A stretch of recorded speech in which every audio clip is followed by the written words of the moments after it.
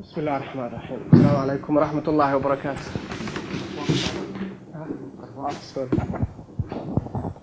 هلا السلام عليكم. marka hore dhammaantiin waa mahadsantiin kusoo dhawaada dabcan barnaamijkan Somali Peace and Education Development oo isbeed aad u taqaanaan ay qaban qaabiyeen dabcan waa urur in badan oo kamid ah dadka wadankan ku nool ama kuwa aan ku noolayn sida dadka ka yimid London oo kale ay maaragtay yaqaanaan marka kulligiin dabcan anigoo afkooda ku hadlaya waxay idinkaga mahadcelinayaan kasoo qaybgalkiina inta badan dabcan waa la socotaan aan filayaa barnaamijka guud ahaan arrimaha uu ku saabsan yahay iyo niqaashka ama dooda ay ugu talagaleen in maanta halkan in badan oo kamid ah aqoon-yahanada ama mas'uuliyiinta Soomaalida ama dadka ku dhaqan Oslo ama magaalooyinka kale la rabo inay guud ahaan ka hadlaan waa qodobka ku saabsan kaalinta ama roolka dadka Soomaalida ay ka qaadan karaan dib u dhiska dalka iyo xasilooni sidii dalka loogu soo dabaali lahaa gaar ahaan arrimaha muhiimka sida waxbarashada gargaarka iyo dabcan siyaasadda mar raba inaan waqtiga idinku dheereeyo laakiin haddaan guud ahaan idin dulmaro dadka martida ah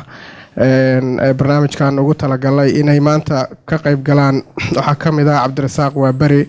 oo ah mudane barlamaan oo ka tirsan dalka Sweden dabcan waa mudanihii barlamaan ee ugu horeeyay ee Soomaaliya ee qaaradda Yurub la dhihi karo runtii dadka Soomaalida guul ay u tahay in barlamaanka ay ku soo biiraan inkastoo meelo fara badan oo dalkan ama Britain ay ka mid tahay ay ka jiraan golayaasha deegaanka dad badan oo ku soo baxay laakiin waxaan oran karnaa dabcan in badan oo Soomaali ah mustaqbalka role model u noqon kara inay iyana mudanayaasha barlamaanka dalalka reer galbeedka ay ku soo biiraan sidoo kale waxaa isna barnaamijkan ka qayb gali doona Cabdulaahi Cabdi Maxamed oo loo yaqaan Cabdulaahi Taleefan oo ah gudoomiyaha urur samafal ah oo ka jira dalka Britain isla markaana inta badan lagu yaqaano falanqaynta siyaasadaha Soomaalida isagana dabcan goordhow ayuu barnaamijka nagala qayb gali doonaa sidoo kale waxaa dadka martida ka mid ah safaaradda dalka Turkiga ee safiiradeeda halkan u fadhida Ambassador Saniver Ologun iyo nin isna dabcan muhiim u ah barnaamijkan oo ka socda Nordic International Support Foundation oo Christopher Eads la yiraahdo oo aan filayo inuu isna joogo marka intaanan barnaamijka gudagelin waxaan jeclaan lahaa marka hore inaan ku soo dhaweeyo xubnaha iyo mas'uuliyiinta isbeed inay halkan yimaadaan muddo koobanna ay guud ahaan waxqabadkooda iyo kulankan ay si guud maaragta u dulmaraan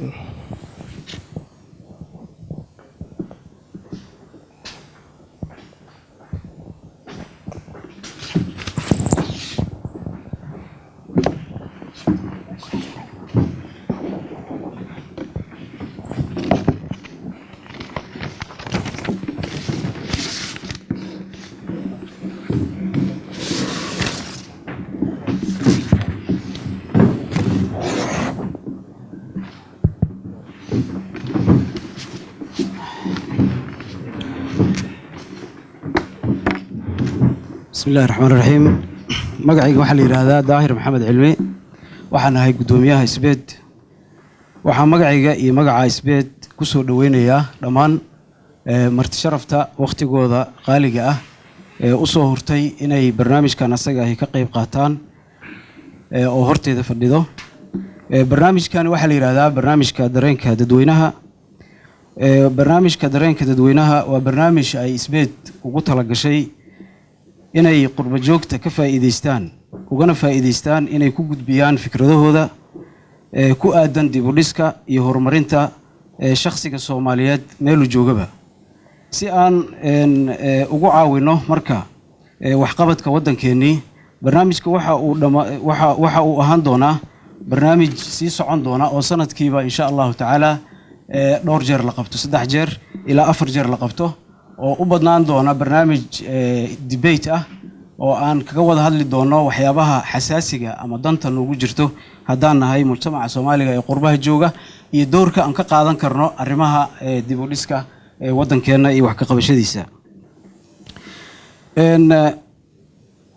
isbeed markaan u soo laabto waa urur isbeed waa urur ka shaqeeya arrimaha bulshada waa urur maaragtay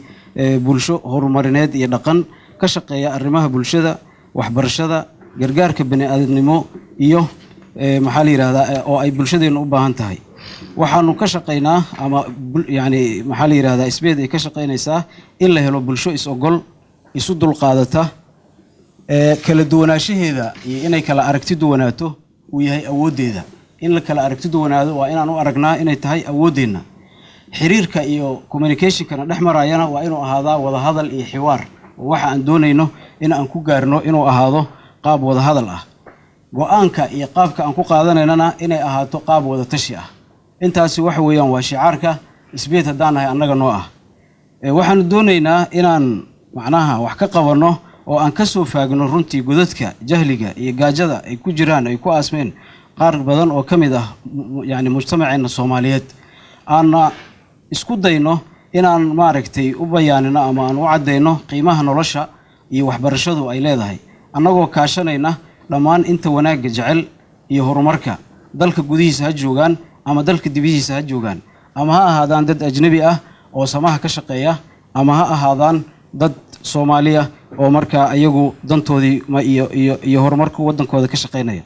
waxaan aad iyo aad ugu faraxsanahay marka leeto barnaamijkan asaga ahi inuu ahaado barnaamij ka shaqeynaya horumarinta iyo in la helo bulsho is ogol. aad iyo aad ayaan ugu mahadsantihiin waana ku faraxsanahay inaad ka soo qayb gashaan waana mahadsantihiin. waxaan ku soo dhaweynayaa marka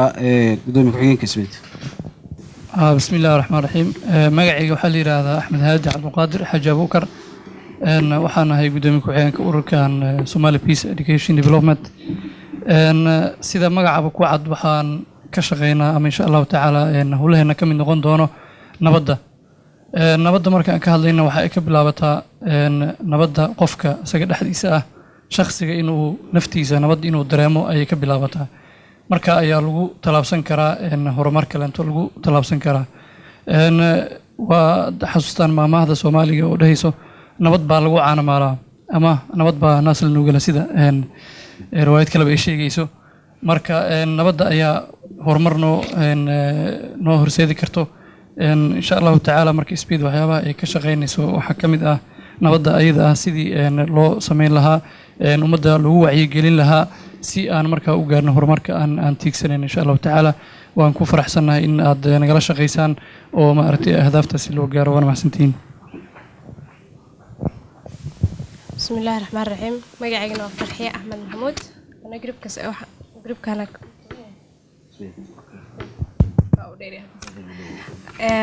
ana waxaan ka tirsanahay groupkan isbeed oo sidii walaalahan soo sheegeen u shaqeynaya bulshadana bulshada oo ku maasantiin in hadda intii ku soo celiyaan macna ma tareeso wax cusub hadda ku darana ma hayo.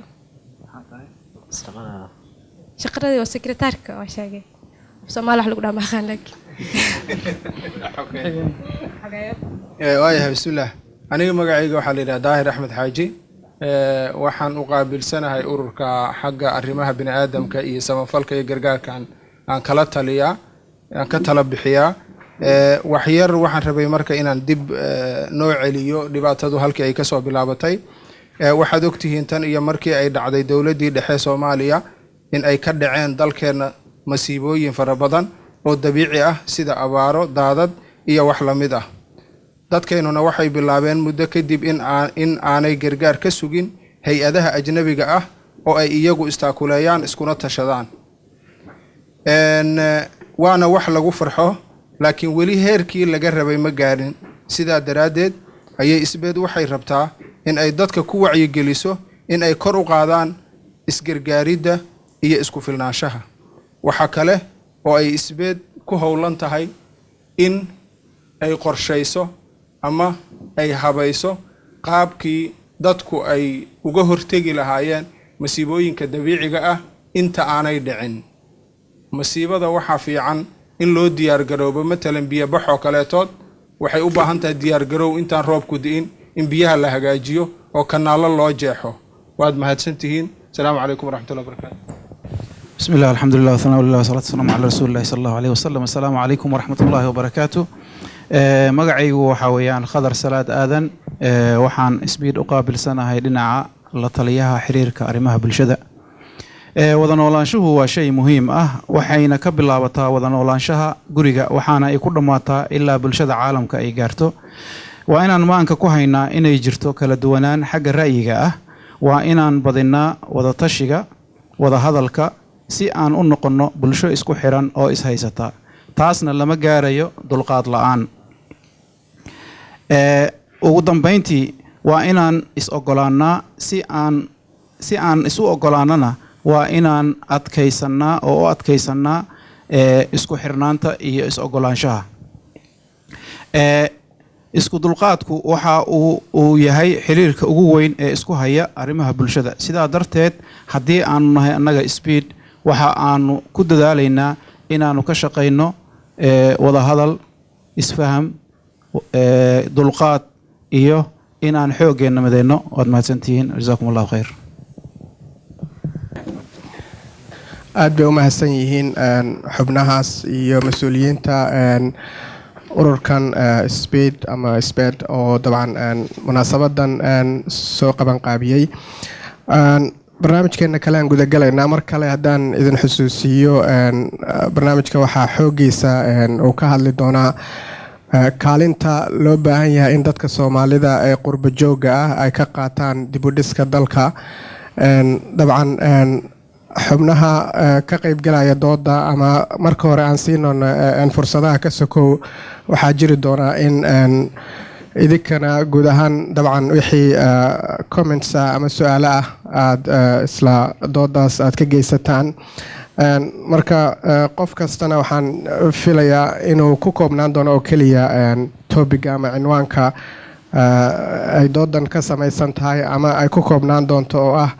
kaalinta dhinaca horumarineed ee qurba joogta Soomaalida ay ka qaadan karaan dib u dhiska dalka iyo sidii xasilooni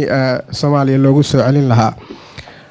waxaan jeclahay inaan markan u waco Cabdirasaaq Waabari oo ah mudane barlamaan oo ka tirsan dalka Sweden laakiin dabcan Soomaali ah, in marka hore halkan aan kusoo dhaweyno isla markaana uu noo bilaabo barnaamijka. السلام عليكم ورحمة الله وبركاته. mahadsantahay walaal, dhammaantiin waa mahadsantihiin. gaar ahaan Speed Somali Peace and Education Development ee Norway, martiqaadkan wanaagsan aan martiqaadeen. ilaahi subxaana wa tacaala waxaan ka rajeynayaa inaan saacadahan wada joogno inuu ka dhigo kuwa khayr qaba oo ina anfaca maalinta yowm alqiyaama. allahuma aamiin. موضوع أنو كهضل رانتي موضوع عدق ويان وموضوع إنساني وكنت حلقة قفك بني آدم كأه بني آدم مديسة، وموضوع تقني وتكنيكارة كهضلاية سيدي سعاوية، وموضوع سياسي وكهضلاية آيها هي مستقبلك ومجيل ومدى الله سبحانه وتعالى إنه سيدنا أمسنا مسلم هان ندكو آذن يحاول كوضا لشان قورتان كاس ما أنت أف شنطة قاردود أم عالم كانوا نقارنه دعا لإنا ندقرين مجرو بني آذن بدقن كي آذن يحاول ilaa greenland waa la degan yahay ilaa alaska la degan yahay saxra aan la deganin ma jiro saxra kasta waa la degan yahay oo caalam ku taal waxaana waxa weeyaan ama ku timaado uma doonaysa inay gaadho himilo kale raadinaysa ama qaar ha la eriye ha noqdeen oo dagaal iyo colaad eriday ama qaar noqdeen qaar ay eriday muxuu ahaaye cimilada iyo aafadaha dabiiciga ah ilaah subxaana wa tacaala marka qaarkood ku salado bini aadanka laakiin taxarugaasi dhaqdhaqaaqaasi markasta waa jiri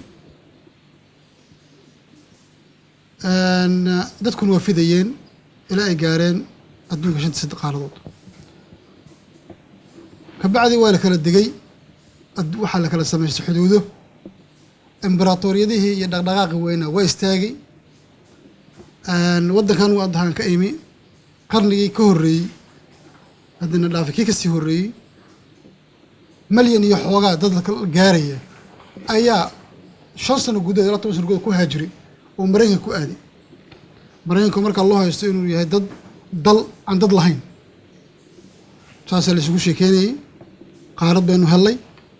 aan dadeganayn cidlo ah wax kasta leh waa loo guuro waa loo haajiray qaar baa ka soo noqday qaarna waa loo degan yihiin wala meelo ay sii degeen waxaa ka mid ah meel hadda inagu soo degnay Soomaali ahaan Minnesota meesha la yiraahdo iyo Minneapolis iyo areas degan Swedishku waa ka soo guureen Soomaali hadda u haajirto haysata saas isbedelada dawladdu isbedelayaan waqtiyaduna isu bedelayaan inaga gaar ahaan dalkeena Soomaaliya shacabka Soomaaliyeed shacab muhaajir weeyaan dhaqdhaqaaq badan waxaan u maleynayaa yani ma aha sheekadu maanta ay Yurub soo gaarnay 20 sano ay musiibada nagu habsatay shacabka Soomaaliyeed Yemen bay degeen xaafada dhan oo hadda cadan ku yaala ayaa magaca Soomaaliyeed sida qaloocan oo kale oo Soomaali deganeed khaliijka waxaan degnay mar hore iska dayada qolooyinka hoos naga xigay Kenya iyo Tanzania iyo maruu degnay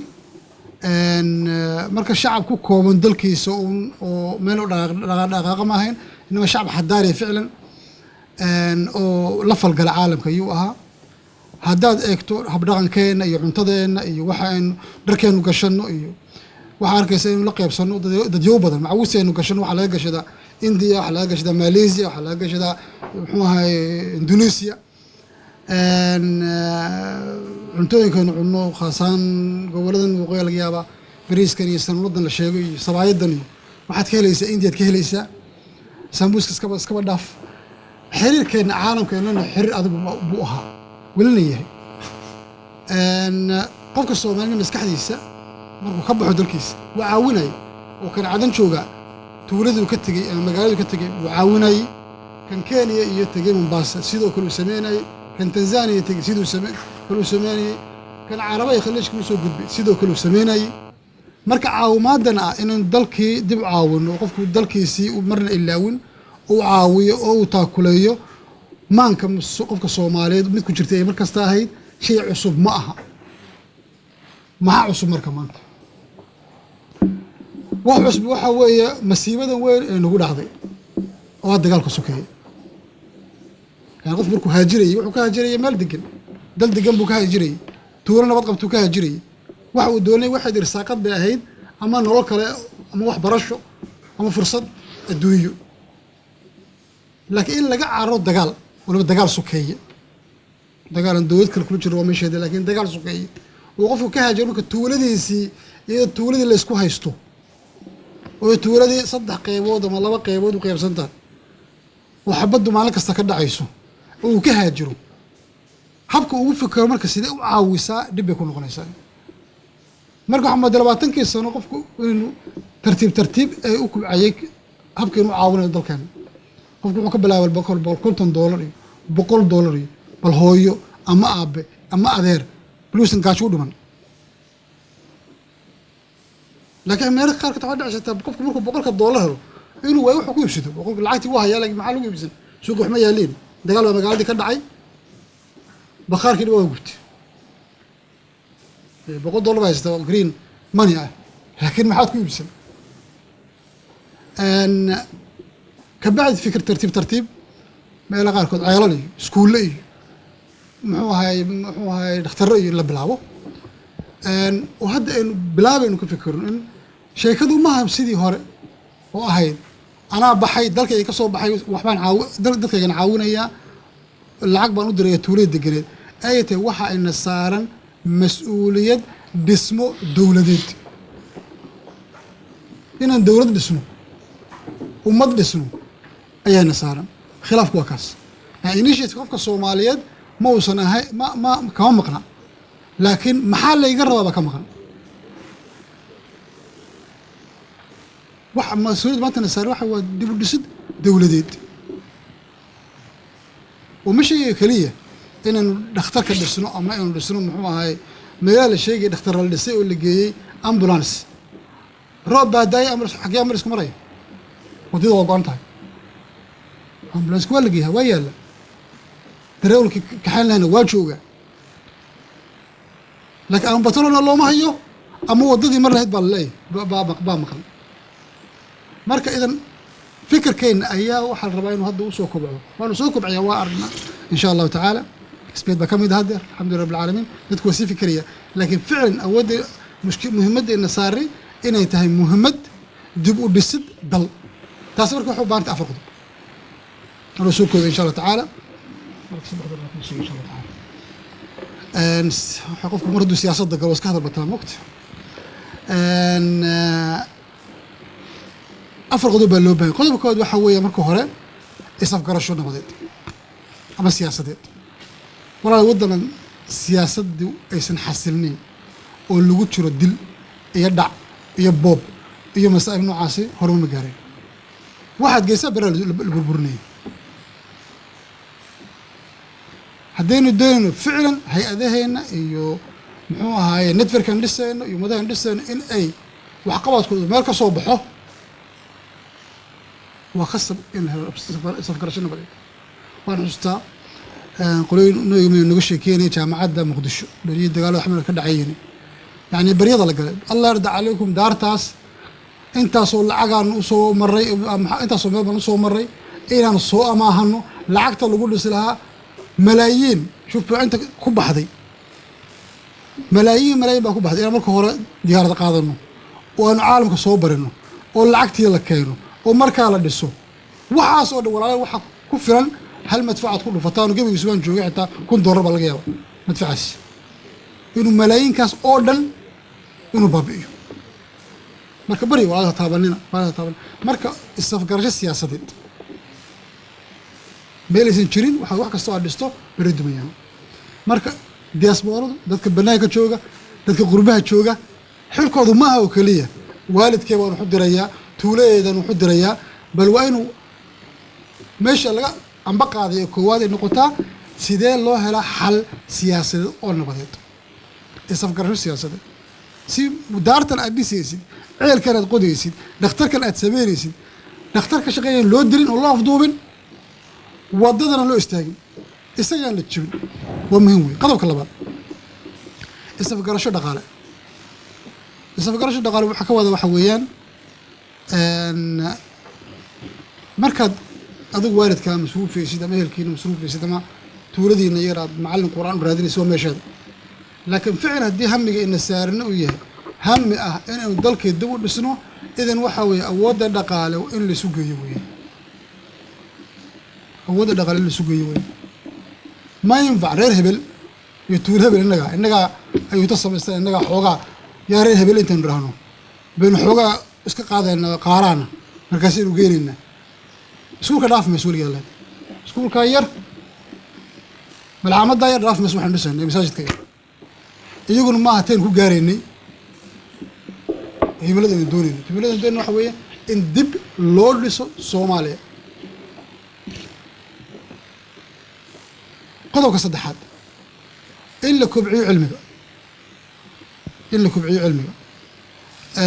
cilmigan walaal ma aha sayniska fisiga chemistryga ma cilmiga adduunta yani qofka ummad waxa kuma dhisna kaliya inay wada dhaqtaro injineer wada noqdo wadamada degan oo ogtihiin guriyeen xaqnaa dhulkeen xaqnaa gawaadin wadnaa muxuu ahaayay waxaan ka shaqeynaa waxaan dhismaha marka laakiin xaggan ilaad waxaan kulligii wada ahaanaynaa dhakhtar iyo injineer iyo muxuu ahaye macallin jaamacadeed arrintu saas ma aha dadku idan waa inay helaan cilmiga ah inay isku afgartaan social politics inaynu dadka barro saa u fadhiisanno wada hadli karno wada doodi karno afkaarta isdhaafsan karno laakiin dadaan isla hadlayn xabad isla soo horjooga maadee isla hadlaan ka hadlaayo waxyaala waaqic aan ahayn waxa wanaantii idana meel loo gaari maayo qodobka afraad isagaan ku soo xiriya insha allahu tacaala waana kan ugu dambeeya inaynu wanaajino sidaynu uga faa'iidaysan lahayn dadka shisheeye ama dowladaha shisheeye sidaynu uga faa'iidaysan lahayn anu raantii ma joogin markii turki hadda safir ma jooga safiirkii weli waa socdaamaya markuu dowladda dhexe la shireeyeen ama puntland la shireeyeen ama somaliland la shireeyeen ma aynan joogin laakiin meelaha dagaalka waxaa lagu yaqaanay koobaha conflictka ah in la yirahdo iyaga ha u sameyn annaga noo samey iyagu kaa uma annaga kan u baahan haddii la ku rooya muxuu ahaye mashruuca noocaas xaggayga waa la keenaa oo marka concurrence u dhaxo ama noqdo United Nation ama noqdo dowlad sida Turkiya ama noqdo sida AU-da waxaa muhiim waxa walaalayaal in aynu ka faa'iidaysano hadda shalay ma doraad ayaa waxaa dowladda Sweden waxay go'aamisay in dib ugu celiso marka ay dib uga qayb qaadato la dagaalanka burcadnimada marka qolooyinka Coast Guard-ka ayaa dib u gelay doona marka waxyaalahan wasiiradda kala sheekaysana waxay ahayd Coast Guard-ku 6 bilood buu shaqeyn doonaa laakiin miyayna ka wanaagsanay in dadka Soomaaliyeed loo dhiso Coast Guard iyaga waliban lagu xiro dowladaha walaalahooda sida Yemen Kenya Djibouti si ay isu kaashadaan la sheekadu kaliya burcadka Soomaaliyeed dagaalamo burcad kale jirto kalluunkii dhamaysay oo markaas dowladda lagu saacido inay helaan marka waxaa saddex awood waxaa haysta Somaliland Puntland iyo dowladda dhexe ma qaar kale soo baxan diliga siyaasadda Soomaaliya ugu buun dowladda haday jiraan meelo kale laakiin kula saddex daraqana in saddex inta la isu keeno la Coast Guard samaysta intaas dowladdan siinayna intaas qofna waa idin tababarayna insha Allah taala marka in aynu sidaan uga faa'iideysan lahayn deeqda dibadda nooga manaysa in iyaduna wada jir noqoto intaas ayaan ku soo gabagabeynaa insha Allah taala doodan waa noo furanta jazakumullahu khair markale iyo mahad maxaan soo celinayo insha Allah xalka barnaamijka soo qaban qaabiye wassalaamu calaykum waraxmatullahi wabarakaatuh وعليكم السلام أدبو مهسن يهي عبد الرزاق وبري أو طبعا أنت دب كتمد ديان حسوسية مدن برلمان أو كترسن دلك السويدن قيبت ugu horeysa barnaamijkan ama discussion kan runtii ku eegayay waxyaabaha ugu muhiimsan ee dadka Soomaalida loo baahan yahay inay isbedel dhab ah ku sameeyaan dalka hadii isbedelba dadku ay doonayaan inuu dhaco wuxuu ku soo koobay dabcan in is-afgarasho siyaasadeed la helo ugu horeyn oo ah laf dhabarta ay dhammaan dhinacyada kale ee horumarka ku istaagi karaan marka ay xasisho waxa uu ka hadlay sidoo kale in is-afgarasho dhinaca dhaqaalaha ah iyana ay jirto oo haddii mararka qaarkood aanay nidaamsanayn dhinacyadaas laftirkeeda horumarka aan si buuxda loo taaban karayn iyo arinta ku saabsan in la kobciyo cilmiga gaar ahaan uu ku micneeyay social politics-ka ama wada hadal in uu dhici karo oo dadku ay ka wada hadli karaan waxyaabaha afkaaraha ah ama aragtida ah ay ku kala duwan yihiin isla markaana ay jawigaas inta badan Soomaalida lagu yaqaan ka dhaxbixi karaan ah inaanay isdhageysan oo inta badan gacan qaad iyo dagaal iyo hub lagu wada hadlo iyo in iyana la xoojiyo sidii looga faa'iideysan lahaa xiriirka dowladaha kale ee caalamka dabcan waxyaabahaasna goordhow su'aalaha ka weydiin doontaan saan filaayo ama haddii aragtiyaha qaarkood ama waxyaabaha qaar aad uga soo horjeedaan xildhibaanka inuu ogol yahay filayaa in looga hor yimaado waxaan jeclahay inaan isna hadda u waco Cabdulaahi Cabdi Maxamed oo loo yaqaan Cabdulaahi Taleefan oo mas-uul ka ah urur gargaarka dhinaca Soomaaliya ka shaqeeya oo fadhigiisu yahay magaalada London in marka hore isna uu ka hadlo roolka gaar ahaan dhinaca gargaarka iyo waxbarashada ay qurbo joogta ka qayb qaadan karaan iyo haddii ay jiraan waxyaabo uu ku tilmaami karo runtii horumar la taaban karo oo dhinacaas ay qurbo joogtu ay ka qaateen laftirkiisa waxaa filayaa in hadhow doodaha qayb ka mid ay noqon karto in dadka qaarkood ay qabi karaan in waxa la taaban karo qurbo joogta aanay sameyn haddii ay sameeyeenna farsamadii ay waxaas ku hirgeli lahaayeen ay meesha ka maqan tahay ama guud ahaan waxyaabihii hirgelin lahaa markaan soo dhaweeyo Cabdullaahi Taleefan dabcan waa gudoomiyaha Access for Support and Development Center hay-ad la yiraahdo gargaarka dhinaca waxbarashada iyo humanitarian ka shaqeysa كولا السلام عليكم ورحمة الله وبركاته بسم الله الرحمن الرحيم runtii marka koowaad waxaan aad iyo aad ugu mahadcelinayaa hay-adan runtii horumarinta nabadda iyo waxbarashada iyo dhammaan intii ka soo qayb gashay runtii waxaa weeye arrin aad iyo aad u wanaagsan in dood laga furo dowrka Soomaalida qurbaha degan ama diasporaha iyo dowrka ay ku yeelan karaan horumarinta siyaasadda iyo arrimaha bulshada ama horumarinta dhaqaalaha noqoto ama ha noqoto arrimaha horumarka gargaarka waqtiga aan haysto uu kooban yahay waa 20 daqiiqo waxaan isku dayi doonaa marka inaan si degdeg ah u dulmaro qodobada aan isleeyahay waa muhiim inaad kormartid qodobada kalena kolleytaba discussionka iyo dooda ayaan maaragtay uga faa'iideysan doonaa diaspora marka laga hadlayo su'aal ayaa igu soo dhacday oo waxaan is iri Soomaalidu ma lagu tilmaami karaa diaspora sababtoo tahay eray bixinta diaspora waa eray bixin ku abuurantay xaalad siyaasadeed ama xaalad ijtimaaci ama bulsho ummad intay meel ka soo tagtay ama ha uga soo tagaan arrin calaaqa la leh iyagoo dhibanayaala victim ah ama iyagoo dhaqaale raadisa ama shaqo raadisa ama iyagoo arrimo kale u socda kadibna wadankooda intay ka soo tagaan wadan kale ku noolaada kadibna la qabsada wadankaas markay wadankaas la qabsadaan waxay ku sameeyaan integration waxa loo yaqaano wadankii ayay ka mid noqdaan waxbay isu taraan kadib markay horumar gaaraan mid dhaqaale iyo mid fikir iyo mid siyaasadeed ayaa waxay ka fikiraan inay haddana ku soo kordhiyaan dhaqaalihii iyo fikirkii iyo aragtidii ay kororsadeen dhulkii ay asal ahaan ka yimaadeen haddaba su-aasha u baahan inaan isweydiino waxay tahay kuwaa miyaan nahay nagu misamanihin taasaa horta su-aasha ugu horreysa ah waa su-aal runtii aan jawaabteeda ilaa hadda ma hayo laakiin waa mid noo wada furan inaan ka jawaabno hase yeeshee haddaan dhinaca kala iraahdo oo aan iska ogolaado inaan diaspora nahay maadaama aan dad Soomaali ah oo maanta ku nool dunida afarteeda gees oo aqoon-yahanada cilmiga ijtimaaciga iyo siyaasigu ay ku magacaabeen Soomaalidu inay tahay global society global citizen oo maanta waxaan noqonay muwaadiniin caalamka oo dhan ka mid ah aqoon-yahanada cilmiga siyaasadda iyo ijtimaaciga ayaa waxay ku doodaan in dunidu u socoto duni muwaadiniintoodu dhammaan ay citizen yihiin oo waxaa lagu gudbi doonaa conceptiga ama aragtida nation state oo waxaa loo gudbi doonaa global citizen marka inagu waxaan noqonay marka ummadii ugu horeysay ee burburisay qarannimo una gudubtay muwaadiniin caalami haddaba dunidan aan ku noolnahay sanad walba 2 milyan ilaa 3 milyan oo qof ayaa waxay u gudbaan wadamo kale 130 milyan oo qofna waxay ku nool yihiin meel ka baxsan meeshii ay ku dhasheen bulshada Soomaaliyeed 14% ayaa waxay ku nooshahay meel ka baxsan wadankeedii hooyo tiradaasi waxay u dhigantaa baa la yiri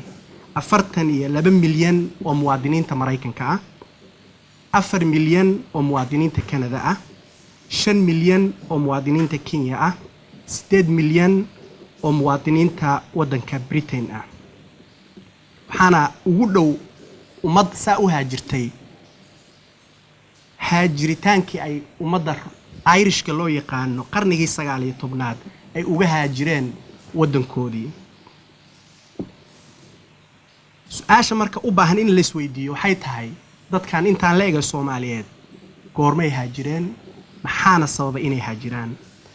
3 qaybood ayaa loo qaybiyaa oo qaybi waxaan dhihi karnaa ganac nolol ay raadsanayeen oo waa jiilashii ugu horeeyay ama tagay Yemen ama tagay Khaliijka ama waddanka Ingiriiska yimid sida magaalada Cardiff oo kale oo waxay raadsanayeen nolol. qaybta labaadna waa caruurtii ay dhaleen dadkaasi. qaybta saddexaadna waa dadka dagaalkii sokeeyay markuu dhacay yimid. haddaba su-aasha waxaa weeye 3daa qaybood isku si ma uga qayb qaadan karaan horumarka dhaqaale, siyaasadeed iyo bulsho ee ummadda Soomaaliyeed? waxaan isleeyahay way adag tahay sababtoo ay tahay kuwa koowaad waxay yimaadeen iyagoo nolol raadinaya waddankiina deganaa. waxay haysteen markaas muwaadiniin Soomaali ay ahaayeen. waxaa ku weynaa dareenka collective conscious waxa la yiraahdaa ama dareenka jamaaciga ah. kuwa ay dhaleenna maadaama ay ku nool yihiin ummado kala duwan oo muwaadiniin ah oo jinsiyad kale oo iyaguna dareenka Soomaalinimada wali uu ku xooganaanaya. laakiin jiilkii marka dambe soo gaaray in aniga iyo idinku ka mid nahay su'aal ayaa qabnaayo waxaan sideen ayaan uga qayb qaadan karnaa horumarka? waxaan dhihi karaa qaybtii hore waxaanu ahayn burburka Soomaaliya number 1 inaga sababnay. waxaanu sababnay kow inagoo jiran oo qabna cudurkii bulshadeennii Soomaaliyeed burburiyay ayaa waxaanu nimid wadamo hormaray oo xagga tiknoolajiyada iyo fikirka iyo dhaqaalaha ku hormaray. markaas waxaan gacanta ku dhignay tiknoolajiyo iyo aqoon aan fikir wadanin. markaas ayaa waxaan u isticmaalnay inaan dib u sii burburino wixii sahlanaa. su-aashu marka waxay tahay waan hubaa burburka Soomaaliya inaan ka qayb qaadanay ma ka qayb qaadan karnaa dib u dhiskiisa. halkaas markaa marayo waxaan isweydiin karaa Soomaaliya maxaa markii aan nimid maxaa burburiyay? fikir ayaa burburiyay la'aan. dawlad aanan garanayn baan helnay kadibna dawladii baa burburtay. waxaan u noqonay dhaqankeennii asalka ah oo rimiyanimo ahayd oo ku dhisnayd qabiil. haddaba waxaan anigu ku qanacsanahay haddaan ka faa'iidaysano bulshooyinka aan ku dhex noolnahay oo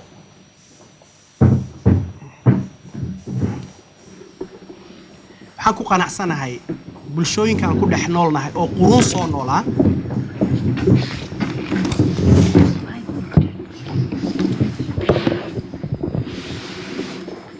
bulshooyinka aan ku dhex noolnahay oo horumar ka gaaray muddo dheer kadib maraaxil kala duwan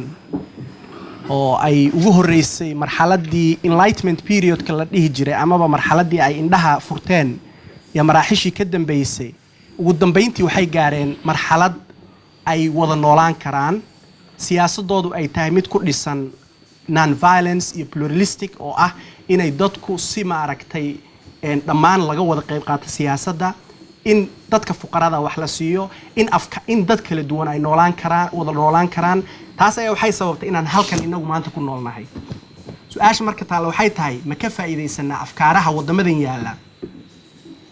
oo ma ku dabaqnaa inagoo dhaqankeennii iyo mabaadideennii asalka ahaydna haysana bulshooyinkaas wax ma u gudbin karnaa? waxaan ku qanacsanahay sababtooy tahay waxaa daris kula ah ummado kala duwan. haddaba suurtagal ma tahay inaan ka kobacno inagoo sidaasa aragtidii gaabnayd oo ma u gudbi karnaa, ma abuuri karnaa dareen midaysan? ani waxaan dhihi karaa waxa ugu horeeya ee aan qarankeena Soomaaliyeed dib ugu dhisi karno ama siyaasad ama dhaqaale waxa ugu horeeya isbedel fikri oo la nimaano. maxay ka bilaabanaysaa fikriga? yaa tahay inaad isweydiiso qof walba. su-aasha markaa ka jawaabtid ayaa waxaad go'aansanaysaa qaabka aad uga qayb qaadan kartid. ma waxaad tahay muwaadin Soomaaliyeed? ma waxaad tahay muwaadin qabiil? ma waxaad tahay muwaadin jufo? mise waxaad tahay muwaadin degmo? su-aashaas jawaabteeda ayaa waxay dhali doontaa inaad ka qayb qaadan kartid iyo in kale. haddaan dhinaca ka soo gudba ilaa hadda dadka Soomaaliyeed si xoog leh ayay waxay uga qayb qaateen horumarka waddanka ka jira. tusaale horumarkaasi laakiin waa horumar aan dhihi karo marna waa individualistic waa mid fardi ah oo qofku hooyadii iyo walaalkii iyo adeerkii iyo abtigii ayuu lacag u dirayaa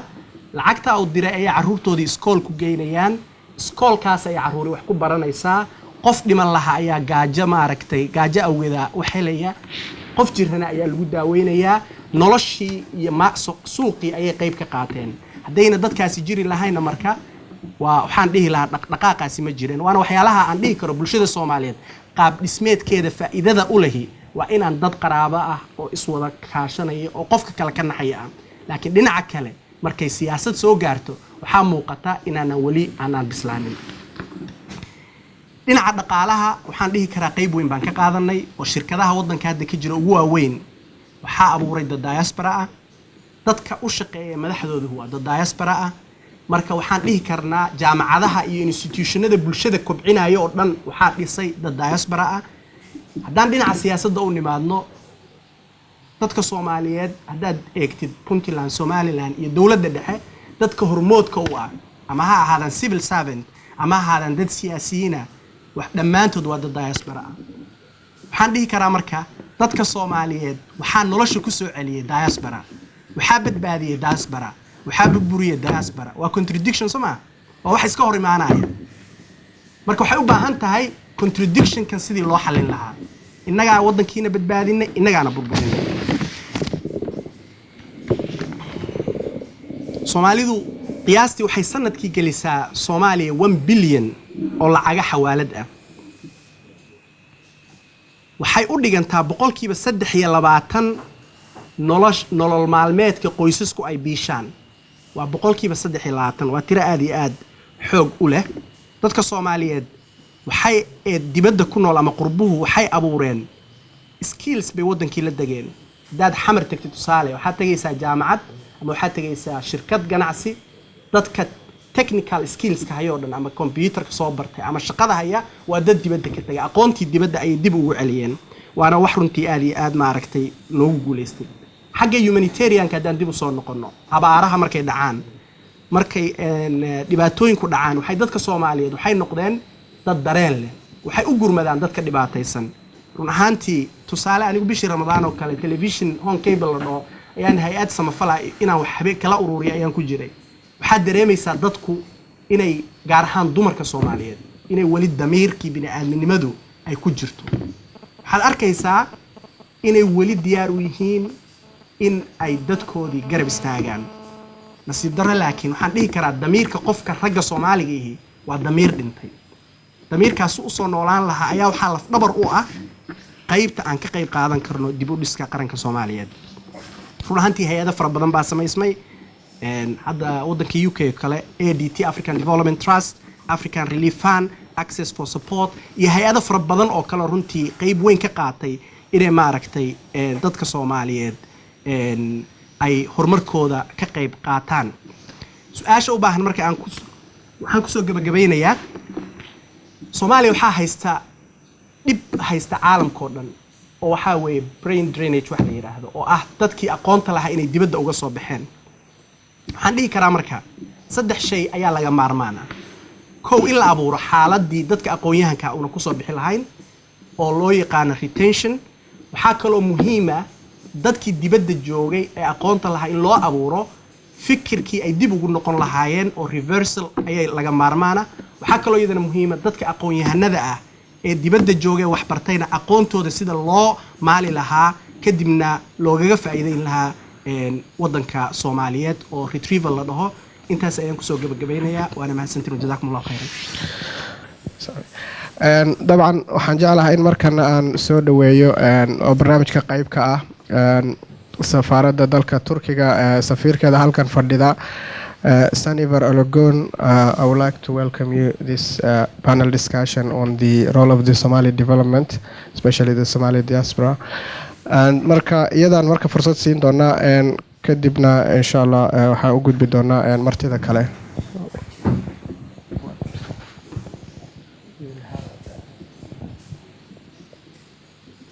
Thank you. Okay, thank you very much. it was interesting. This is a language which sounds familiar, although I could understand only ferdi, tashabbus, and African development and things like that. Thank you very much for inviting me today. I'm the ambassador of Turkey in Oslo. I'm very honored to be here to share my views regarding the efforts to restore peace and stability in Somalia and Turkey's role in this process. It is very encouraging to see also that the Somali diaspora and the Somali intellectuals in Norway are so dedicated to help their home country to get it out of the conflict and to achieve peace and stability. Turkey has strong cultural, religious, and human ties with the people of Somalia. The fact that we share a common history of more than 3 centuries, stretching back to the Ottoman times, and cultural affinity and traditions that the two nations share, provide a strong basis for the bonds of friendship between Turkish and Somali peoples, and contribute to the development of a mutual empathy on both sides for the suffering of each other. This is one of the reasons why Turkey and the Turkish people cannot remain indifferent to the plight of Somali. On this occasion, let me briefly talk about Turkey's efforts in Somalia, with particular emphasis on the development and humanitarian support. Our Somalia policy is based on a strategy that includes a holistic approach, in which we envisage breaking the isolation of the Somalis and promoting awareness raising, extending humanitarian assistance, carrying out development and infrastructure projects, support for the political reconciliation and the political process, like democratization, establishment of rule of law, etc., and making contributions to the capacity building in the security military areas. Particularly of interest for us is fight against piracy of the Somalia coast. As first part of the strategy, as an awareness-raising effort for the situation in the country, the Turkish Prime Minister, Mr. Erdogan, visited the country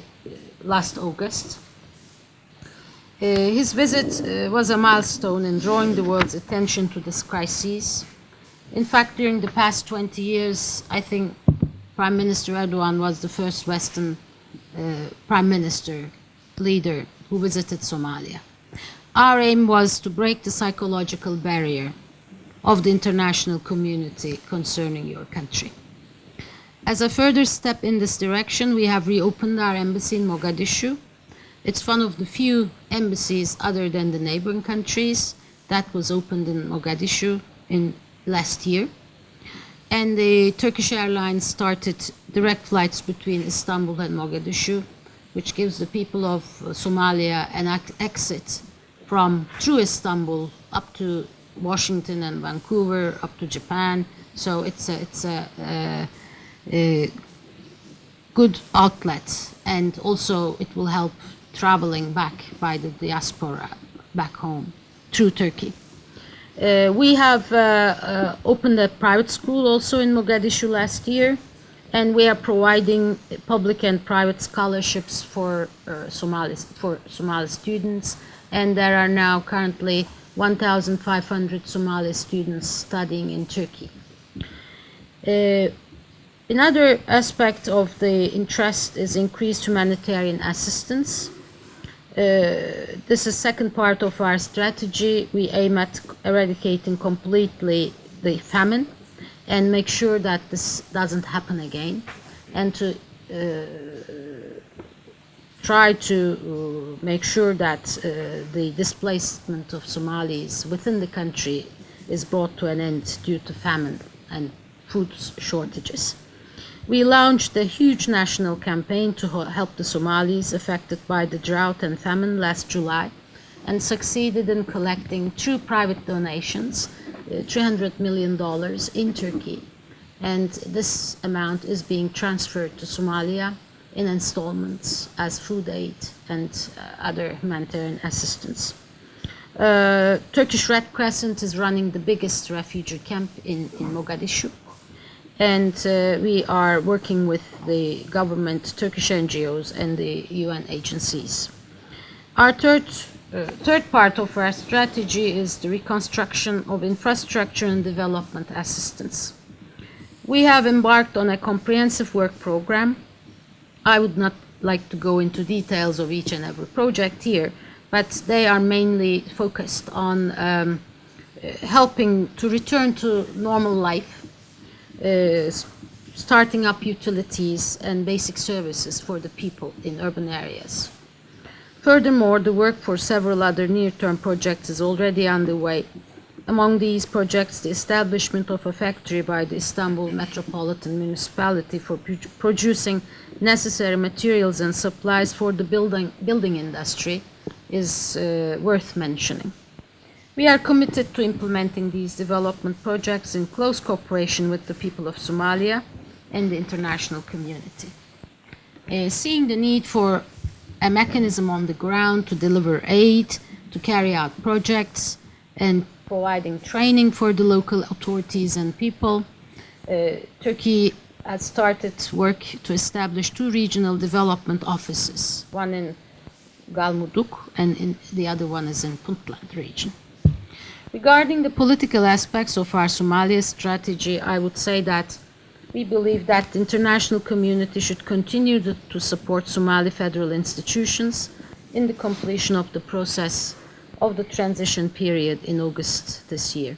in accordance with the provisions of the roadmap. I'm glad to announce that after hosting the first Istanbul conference in 2010,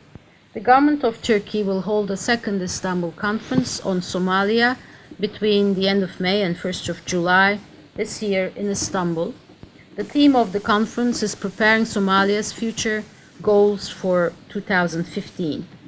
The aim is of charting immediate concrete actions in the political, security and economic spheres that will enable a smooth end of transition and the establishment of an inclusive and broad-based political dispensation in Somalia after August 2012, when the transition will be over. The conference will also seek to build consensus on a long-term approach to state building and economic development, including the evolution of an enabling environment for private investment in the post-transition period. We feel that this aspect of utmost importance for the future of Somalia.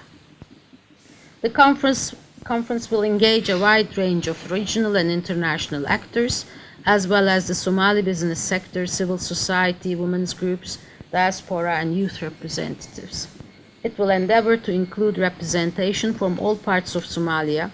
in an effort to promote homegrown, Somali-led solutions to your own crises.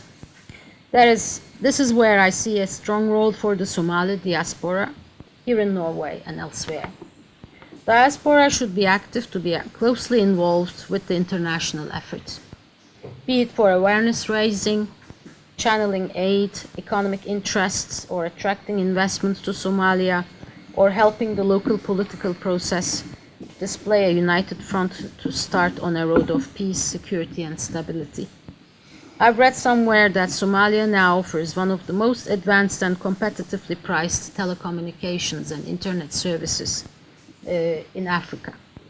And you have a most ingenious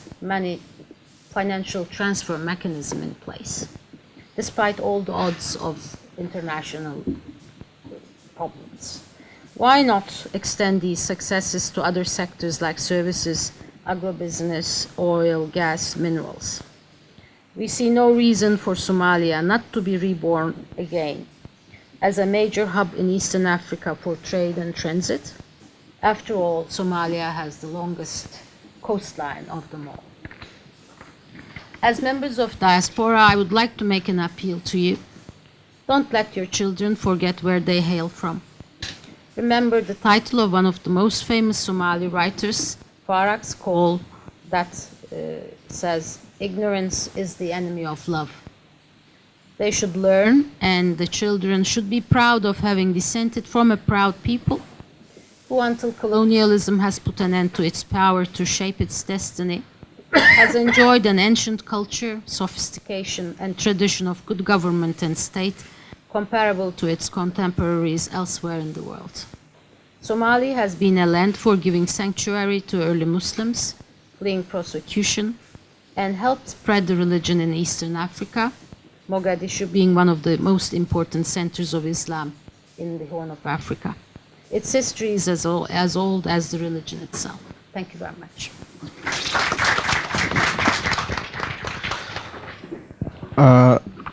aad bay u mahadsantahay ambassador Saniver Ologun. sida guud ahaan ay dabcan u dulmartay mashaariicda ama projectska ay dowladda Turkiga ay ku howlan tahay arrimaha Soomaaliya iyo xiriirka saddex qarni dib u noqonaya ee Soomaaliya ay la wadaagayeen iyo guud ahaan waxyaabaha runtii in badan oo kamid ah dadka Soomaalida rajadoodii dib u soo celinaya ee ay meeshan gareysay ama ay sheegtay oo ay ka mid tahay socdaalkii ra'iisul wasaarahooda dayuuradda Turkiga ee Soomaaliya maaragtay howlaheedii dib uga bilaabaysa mashaariicda waxbarashada iyo guud ahaan waxyaabaha kale ay ka qayb qaateen oo uu ka mid yahay shirka Istanbul ka dhici doona iyo dadka ka qayb geli doona inaysan ku koobnaan doonin oo kaliya sidii kuwii London oo kale oo dhalinyarada ama ururada bulshada rayidka iyo dad kale ay qayb ka qaadan doonaan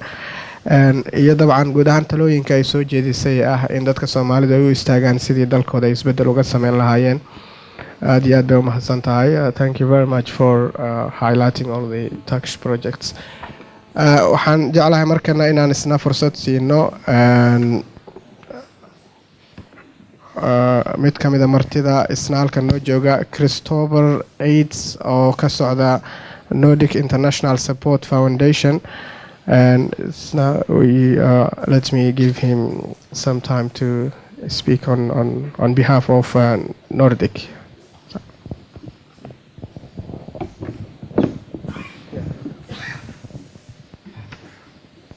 Hello, my name is Christopher Eads, and as the introduction said, I'm with the Nordic International Support Foundation.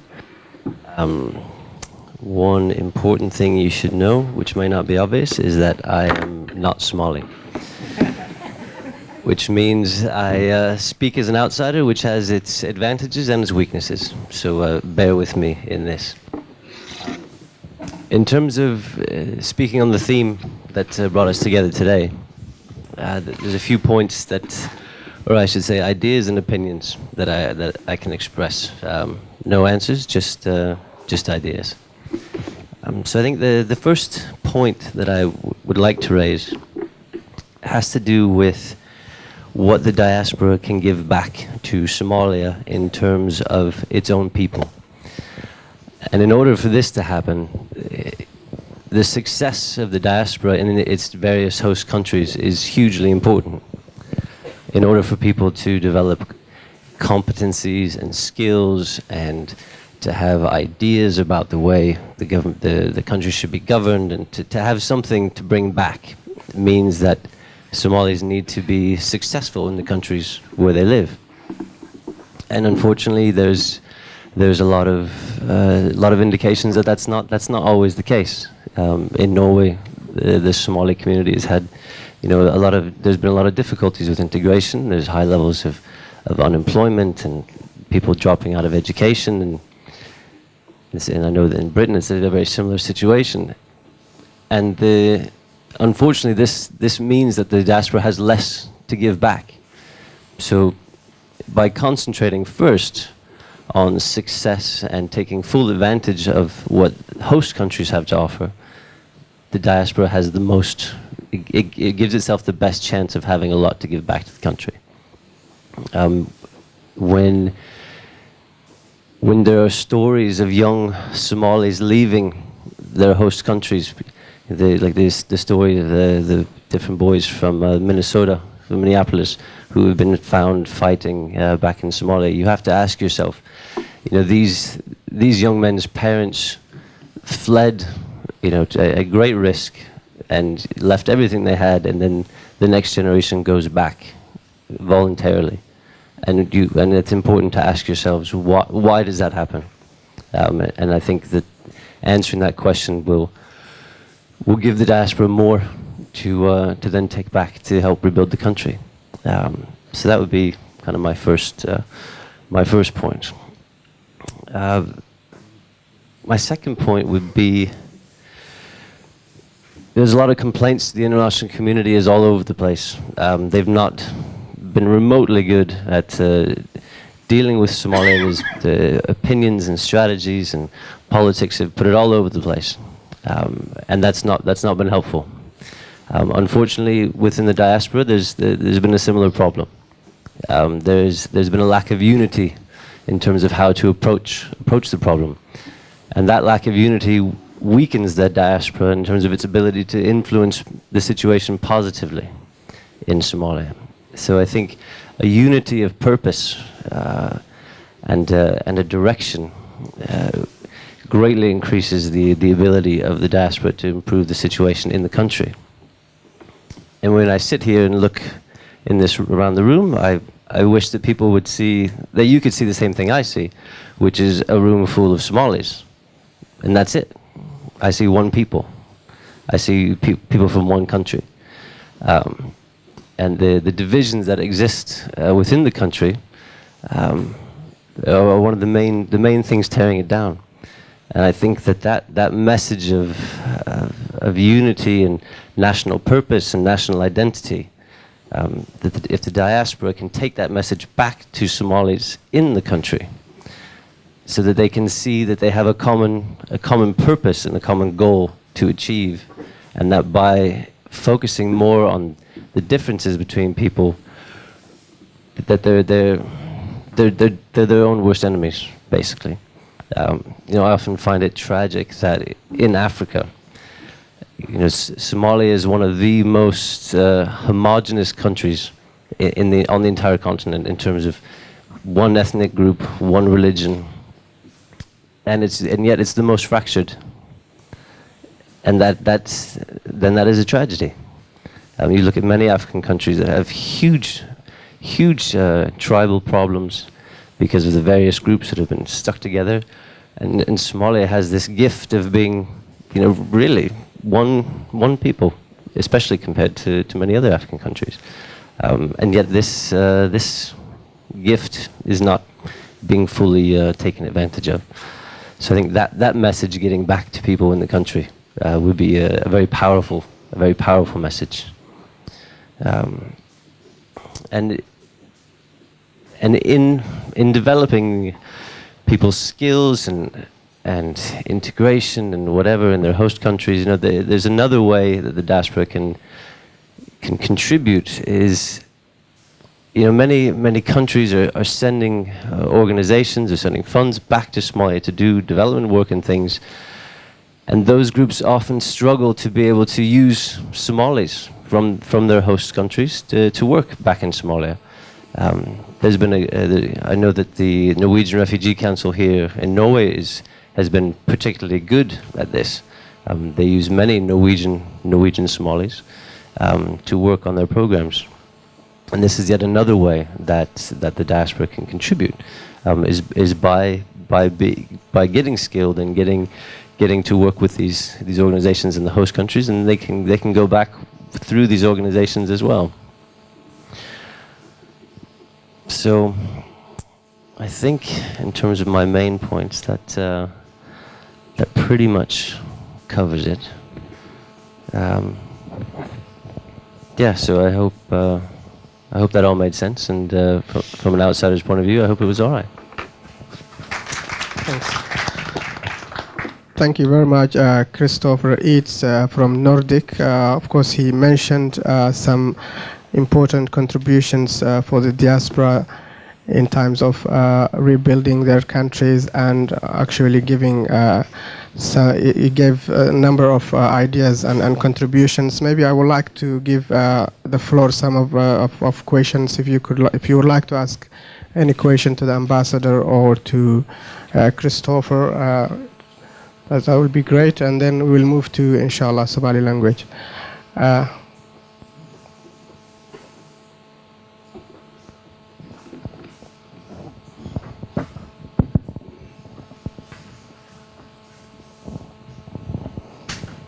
Thank you very much.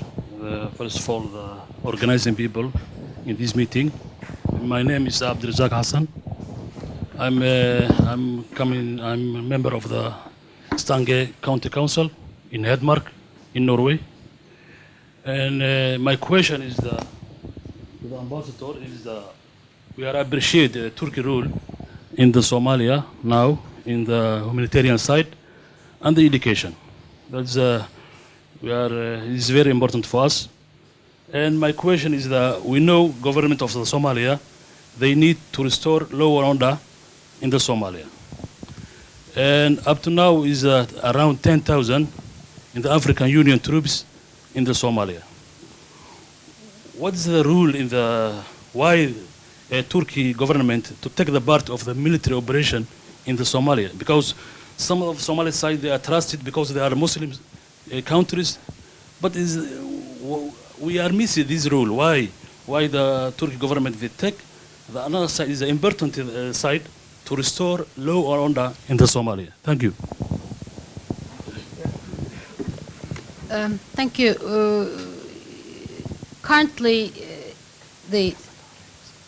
Somali security forces are being assisted by an African force, which is composed of forces from neighboring countries. And this is under the auspices of the African Union. Our policy is in terms of security operations, our policy is to allow the local solutions to such problems, if possible domestically, if not through the help of neighbors, because of the neighboring countries are in a better position than us to provide such security help assistance to countries in distress. But this doesn't mean that although we are not actually taking part in the operation itself, Turkey is providing, particularly to police forces, training in Turkey. And we will continue to do that. We feel that capacity building is extremely important for the security forces. And we will support that way the establishment of a more stable security environment in the country. But for the time being, we have no plans to militarily be engaged as part of the African force that's in Somalia. Thank you. Okay. I would like to thank. My name is Ibrahim Khalil, and I'm representing one of Somali youth organizations here in Norway. And I would like to thank for this organization, SPED, our friends for having me here today, and everybody who is the delegations and the people those are taking part in this. And I would like to thank the ambassador and the guests on list on the panel for having their time to us. But I'm going to ask one question to the ambassador. As most of the people said, we are really appreciate for the massive efforts and the incredible for the Turkish people and the authorities for helping Somali people, which was already displaced, the humanitarian and the drought and the hunger in all over the Somalia almost. And also rebuilding in Somalia, which already Mr. Ambassador said there's some projects. So I'm asking Mr. Ambassador, as you declare Turkey is going to hold the Istanbul conference at the end of this month, May, at the end of this May. And I read one of the newspapers that Turkey is going to be involved in strongly peace reconciliation in Somalia. So is that means that Turkey is going to build or to have basically a strategic and a high influence for Somali policy or decision making? You know, this conference is very important in the sense that in August, when the transitional arrangements will be over, Somalia will need a roadmap to follow. Where would you go from there? in every sense, not only in the political settlement, but vis-à-vis security, economic development, stability, and long-term prospects of the country. And we are doing our best to get as high a participation as possible, and to get as much as participation possible from every interested country in the world. And as I said, this is not an intergovernmental organization only. We would like to seek the contributions of every segment of this Somali society. From every region, we are encouraging participation, and also not just politicians and civil service, but also members of the diaspora, the business sector, young people, and so on. So we are hoping that we will be able to bring all these people together and try to get a common sense for the future of Somalia out of this Istanbul conference. Turkey will be ready to, whatever the Somalis decide themselves is the most important thing. No country could tell you what to do. It's your problem and it's your responsibility to find answers to the country's difficulties. We are there to help you. When you need assistance, you should be sure that we are there. We will be there, whatever the circumstances. We will be there to help you. But the real force for progress in Somalia comes from the Somali people. You have done so before. It was a very prosperous country until the late 19th century. Somalia was in peace. It was prosperous. It had a proper government and was living in quite harmony. So why you can do it again? And everybody, the international community, including Turkey, UN, we are there to help you,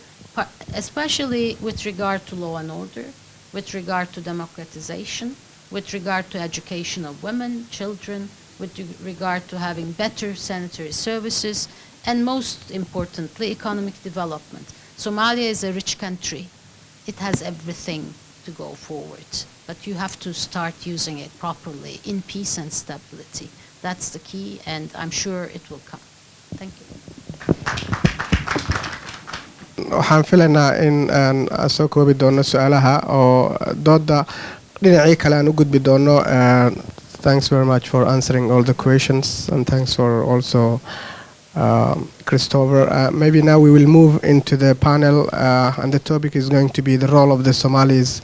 or the Somali diaspora in promoting in rebuilding the country. Hello, Mr. Ambassador, thank you for coming to this event. And my question is follows your previous statement where you mentioned Turkey has almost 1,000 Somali students, 1,500. And we thank you for that opportunity, and it's very important you continue supporting us in that sector. And following that education line, Somalia needs to build the education sector very much. And I wonder if Turkey is willing to support that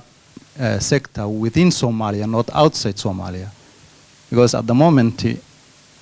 education is absolutely almost 70% of our community, especially the post-conflict youth who are almost 30 years of under the 30 age group. They have no proper education and they have no skills. So do you think you can extend that area? Thank you. Definitely, it's one of the priority areas for our efforts. Both the government of Turkey and different NGO groups work in the education field in Somalia. You are very right. We should focus on educating people locally. But since the basic infrastructure is not yet in place in Somalia, and since you need skilled people, we have been providing scholarships for, as I said, 1,500 Somalis to be educated in Turkey to go back to Somalia. We don't intend them to stay in Turkey. They will go back to Somalia and work there and help the country. But of course, as I mentioned, we have already opened a school in Mogadishu, and there are various projects in the field of education. I don't have the details here with me, but if you could leave us your email address, we can send you more information on the Turkish effort in the educational field. We find it extremely important, not only religious education, which seems to be concentrated now in the Somali education system is very much based on the education within the mosques. We feel that this should be supported by educating all strata of the society, particularly women, young girls, and besides religious education, they should also be able to receive civil topics. Vocational training is also important, which is missing in Somalia, and we are all working in these sectors through government or through grants from the civil society in Turkey. But if you leave with me your email address, I can send you more detailed information on the individual projects. Thank you. Let us now move to the debate. Soomaaliga inta badan hadda aan sameyn doonaa si barnaamijka uusan nooga noqon dabcan inta badan waxyaabaha dowladda Turkiga ay qabanayso sida ay sheegtayna wixii kale dheeraada email-la kula xiriiri kartaan. aan u soo noqdo martida barnaamijka Cabdirasaaq waa bari oo ah mudane barlamaan oo ka tirsan dowladda Sweden iyo Cabdullaahi Cabdi Maxamed Cabdullaahi Telephone oo ah Access for Support and Development Center oo xarunteedu ay tahay dalka Britain ama London. marka su'aalihii aan u gudbaynaa dabcan waa dhageysateen aan filayaa waxyaabihii guud ahaan ay dul mareen ku saabsan roolka diasporada dhinaca siyaasadda waxbarashada iyo dhinaca gargaarka. marka aan taas u soo noqonaynaa inta aan dib idin ku soo celinin mar kale aan Cabdirasaaq siiyo fursad waa bari. طبعا markaan leenahay waxaa loo baahay maartay in la gaaro isafgarasho siyaasadeed waxay muhiim u tahay waxa weeyaan in dib loo soo celiyo la sugana nabad meel nabadi ka jirin horumar lagama gaari karayo. marka roolka innaga aynu ku lehna diaspora haddaan nahay waa ognahay anigu 20 sano aynu qurbaha joognay waa wadagenahay marka qaarkoodna waxyaala nagu canaanto marka Norway-ka ka yimi xoogaa buu yara taabtay moogtahay waxa marka qaarkood waxaynu isu sheegnay waxaynu wada naqaan yani waxaynu kulligood kooda degsanahay oo aynu naqaan oo aynu ognahay baynu intaanu soo fariisano ka hadalna yani doorka aynu ku leenahay innagu qurba joogteenu dagaalka Soomaaliya 20 sano ka jiray ognahay doorka aynu ku leenahay dibka hadda yaala waynu ognahay laakiin haddana markaynu shararkeena qabsanayno waxa weeye dushaan ka marayno waynu runtan isu sheegayn oo dadka Soomaaliyeed aysan isku qancin war anigu taasaan kugu haystaa adna taas ugu haysaa sidee u kala xaal maraa ma imanayso muxuu ahay xasilooni siyaasadeed ama farshi siyaasadeed waxa imanaysa dulmar baa imanaya dulmar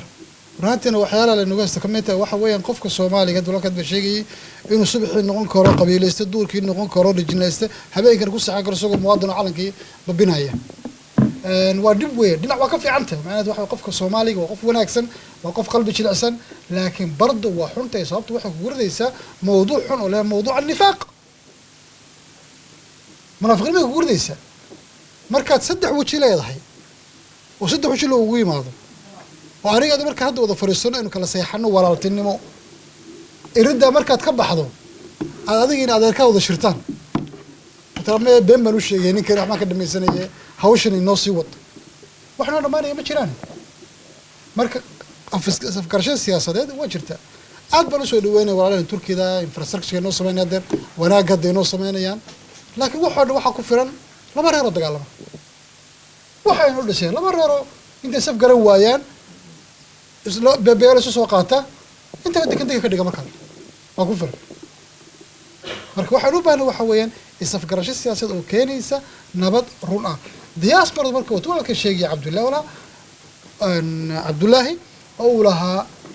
dalalkeen aynu nimi waxbaynu ka baranay waxa ka mid ah sidee dad kala duwan ay wada noolaan karaan yani barlamaan ku jira anigu dal aan u dhalan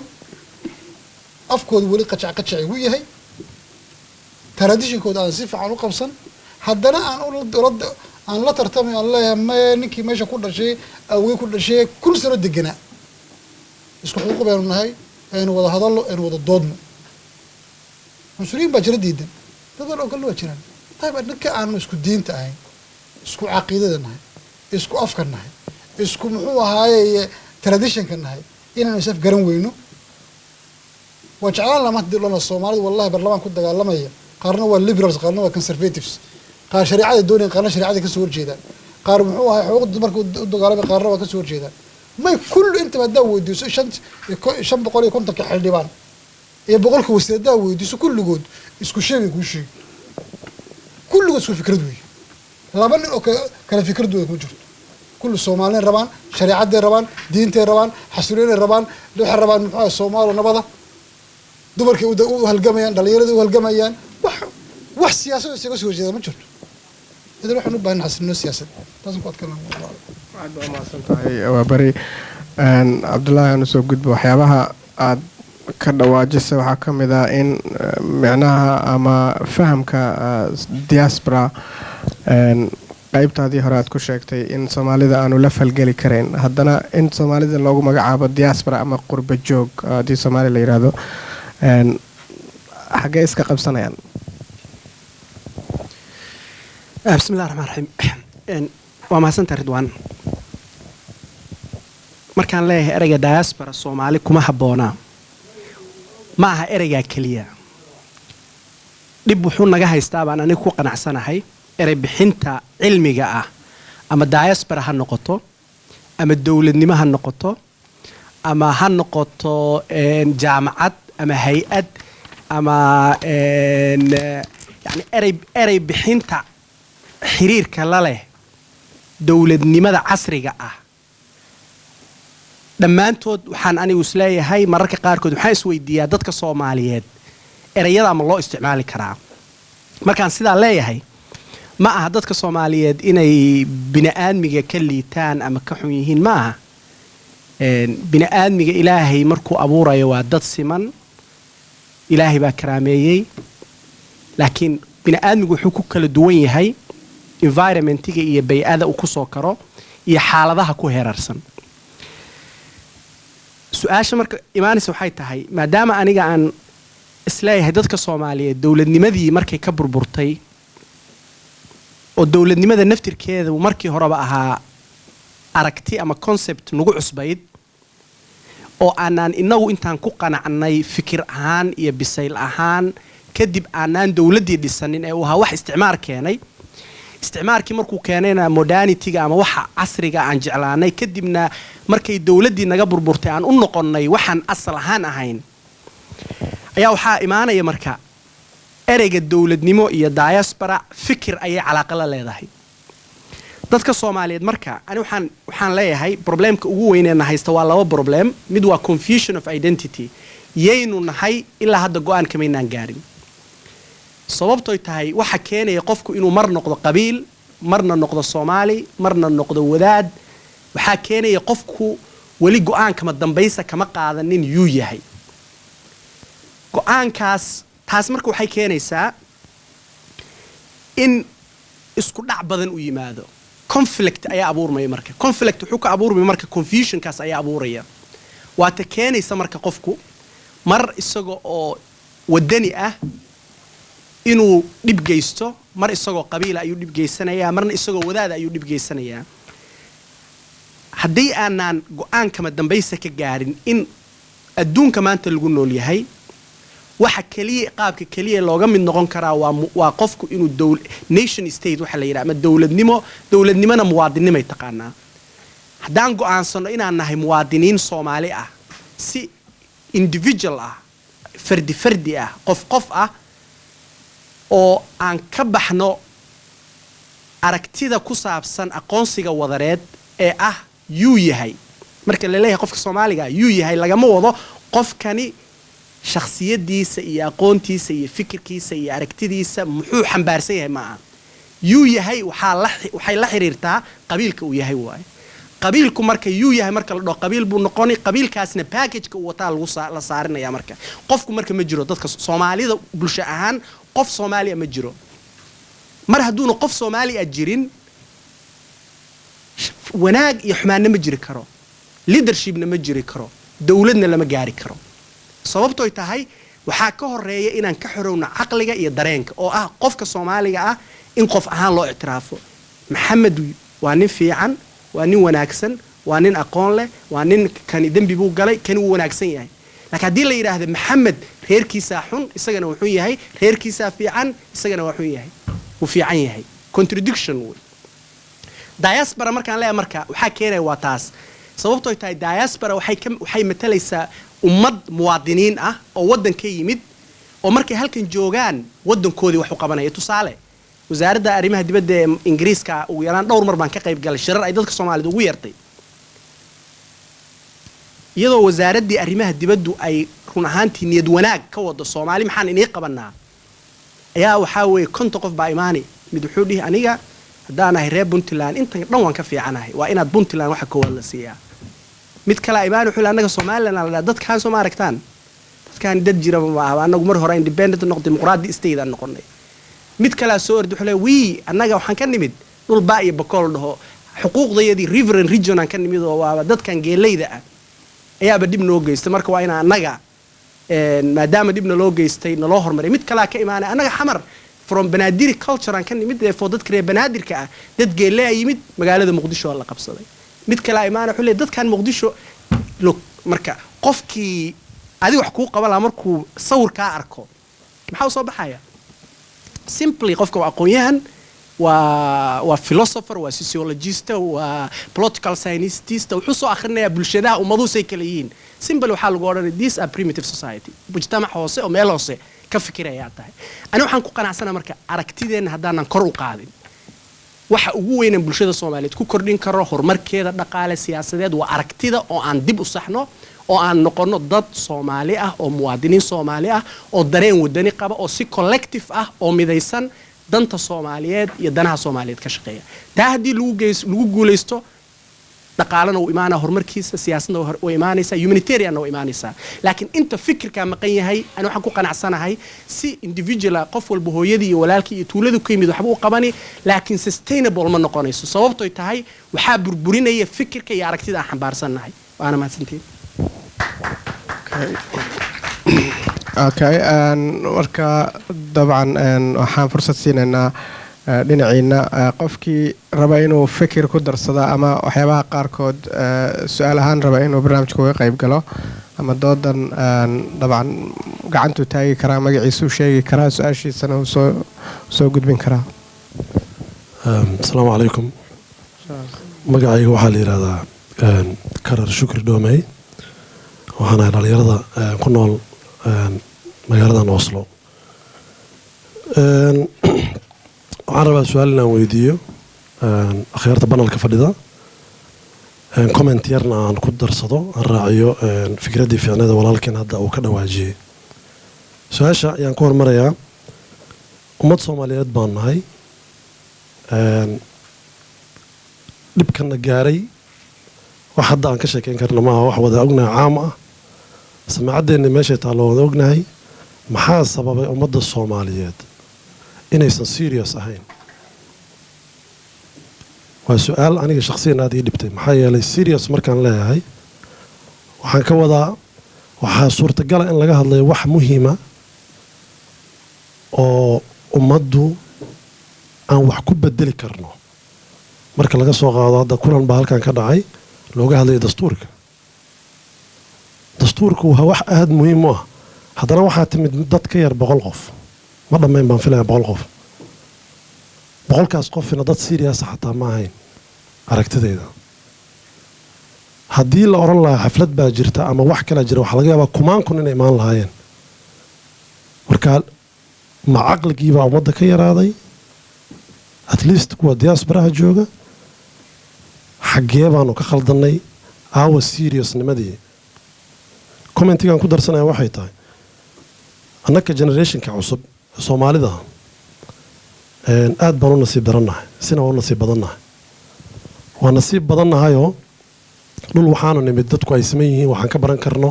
cadkeenna aan dhacsan karno waana nasiib xunnahay waxaan ku nasiib xunnahay xilligii qalalaasuu soomaaliya ka dhacay inteenna badan maanaan jirin da ama caqli nagu filan oo aanu wax ku bedeli karno marka eeddaas dabcan waxaan saaraynaa generationkii naga horreeyey ee hadda benshinka ku socda aragtida dadka generationka dhallinyarada gabdho iyo wiilalba soomaaliyeed meel walbay joogaan 3 shay ayaa mar walba muhiim u ah oo saldhig u ah meeshii wax ka khaldameen soomaaliya sidii la sheegay oo maanta ambassadorada aan maqlaynay waa waddan qaniya haddana faqri baan nahay qofka faqriga maxaa ku dhaca qofka markuu faqri yahay hoy ma haysto markuusan hoy haysan ma haysto caafimaad markuusan haysan ma shaqayn karo markuusan shaqayn bey-addii waxba kuma tari karo bey-addii markuusan wax ku tarin uusan shaqaysanoo kharash soo gelin caruurtiisa iskool ma diri karo caruurtii haddaysan iskool aadin ma baran karaan xifradihii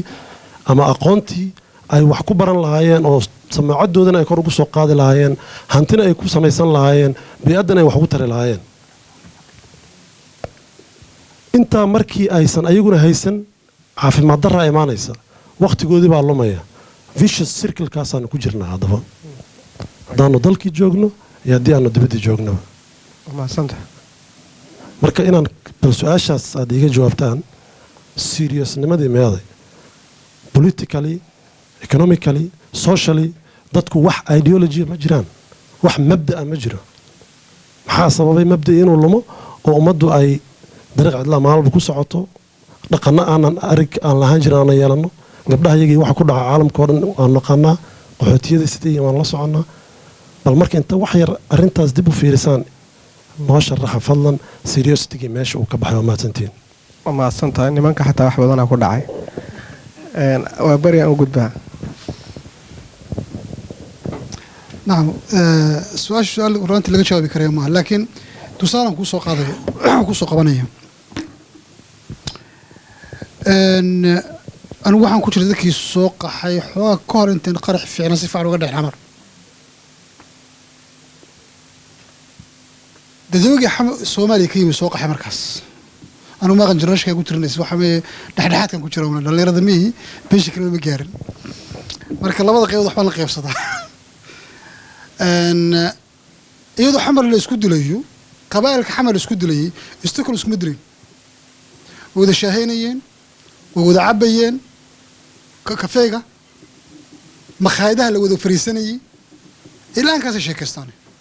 qofka soomaal markaan leenahay yani cadaawadiisu maaha dagaalkii sokeeye markuu ka dhacayay muxuu ahay lubnaan dursigu ma arki kareen sunnigu ma arki kareen nasraaniga kan nasraaniga ee orthodoxka ma arki kareen kan muxuu ahay roman catholic ah isma arki kareen ma wada sheekaysan jirin meel ma wada fariisan jirin dagaal waa dagaal qolooyinka Rwanda ku dagaalay markay sarkaan ma isku arki jireen Uganda isku arkaan markay isku arkaan salaanta iskama qaadaan laakiin cadaawada inaga waa cadaawo soo ka weey meel dhow bay joogtaa saa darteed marka waxyaala qaarkood saykiska Soomaalida fahankeena runtii in si loo fahmo aad buu adagta aad buu adagta yani ninkan wuxuu dirayaa $100 ee adiga walaalka lagu dil lahaa at the same time wuxuu karaa $100 kale oo $100 ba istamugta mid wuxuu diray adiga walaalka lagu dilo kan kale wuxuu diyaar u yahay adigu kugu soo neef hilibtu kugu qalado adiga kugu casumo at the same time maskaxiisa wax mashaakil kuma jiraan yani ma dareemayo maxaa ii khaldan marka yani fikirkeena soo fikirayno xoog ka duwanta qadiyada wax yar kala qadiyada national citizenship طبعا dadka Soomaaliyeed dawlad Soomaaliya jirtay 60 ka hor waxaanu hay nation isku haya yani waxaanu xuduudda Soomaaliya nin wada xukumo jirin laakiin ma cadaalay kan Mandheero jooga iyo ninka jooga muxuu ahaay Ali Sabax iyo kan Dirdhaba jooga iyo kan Boosaaso jooga kan Xamar jooga waxay soo haysteen inay dad qurayeen kala qabiil ha noqdeen odayaalka la kala taliyeen at the center wuu yaqiina xadkaas Soomaali marka xadkaas halkaas uu ku leeyahay halka waxaan ka galnaa Aroom halka waxaan ka galnaa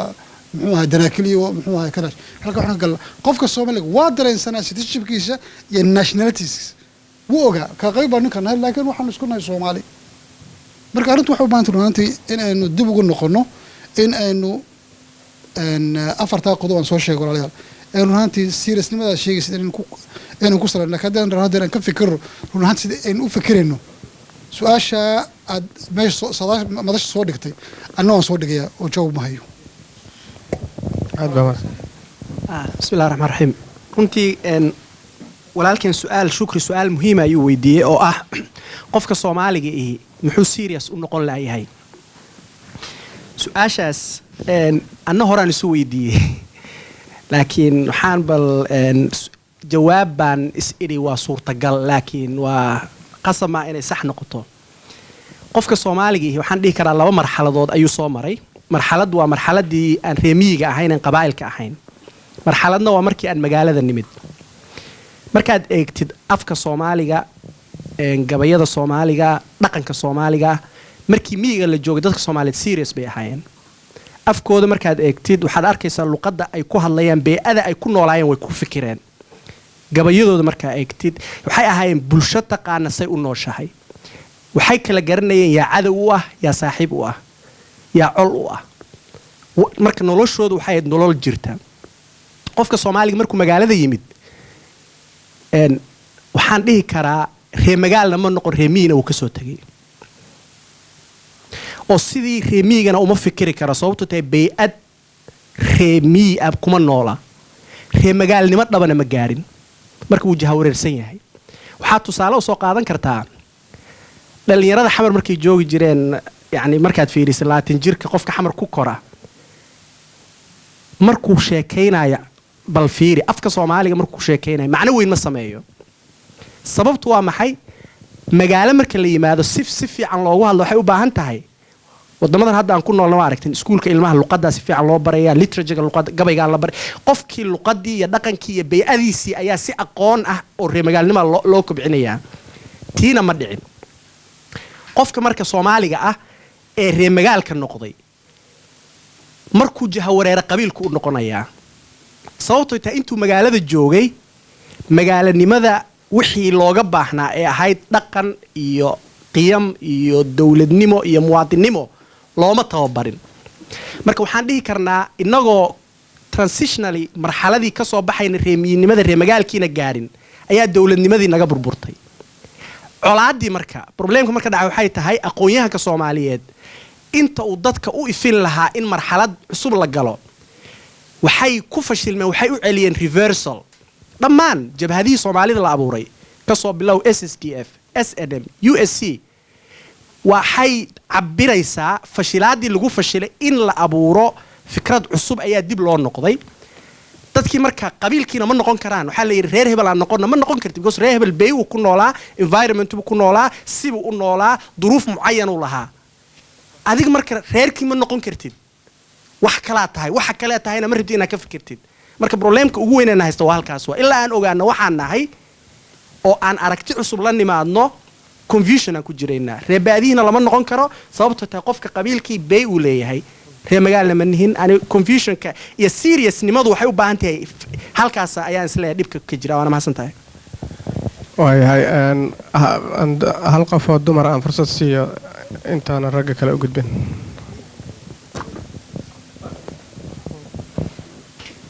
السلام عليكم ورحمة الله وبركاته مقاعي يقولوا الحسن كل ميان اللي يرادا marka ugu horeysa marka horta dood meel lagu qabtaa si hadalku uu ku soo noqdo dadka koror fadhiya iyo la isdhaafsado su'aaluhu tirada ka sii badanayaan hadda waxa is weydiinayay marka istaago su'aashan qabta hadaladii laga hadlay mawduucyadii la soo bandhigay iyo kuwii lagu soo darayba caawadana mikrofoonka ma haysan karo marka waxay noqonaysaa inaan kala doorto oon iraado kee iiga gudboon keensa aniga hadda u arkaa inaan 10 daqiiqo oon raba inaan dadka ka qaato aan gelin karo shakhsiyan horta horeeto haddaan dib u noqono 10 daqiiqo kuma fasaxin laakiin 20 maadaama la isticmaalay aniga qaatay la dawarkeena inta nala gaartay kulay waxaan qiyaasayaa inaan kala reebi doono hadalka aan wado haddii aan la idmo hadalka hadda ugu dambeeyay haddaan qaato oo Cabdilaahi telefoon u waday horta su-aasha meel baad ku nudaysaa waxay tahay waa goorma marka confusion ka dhacay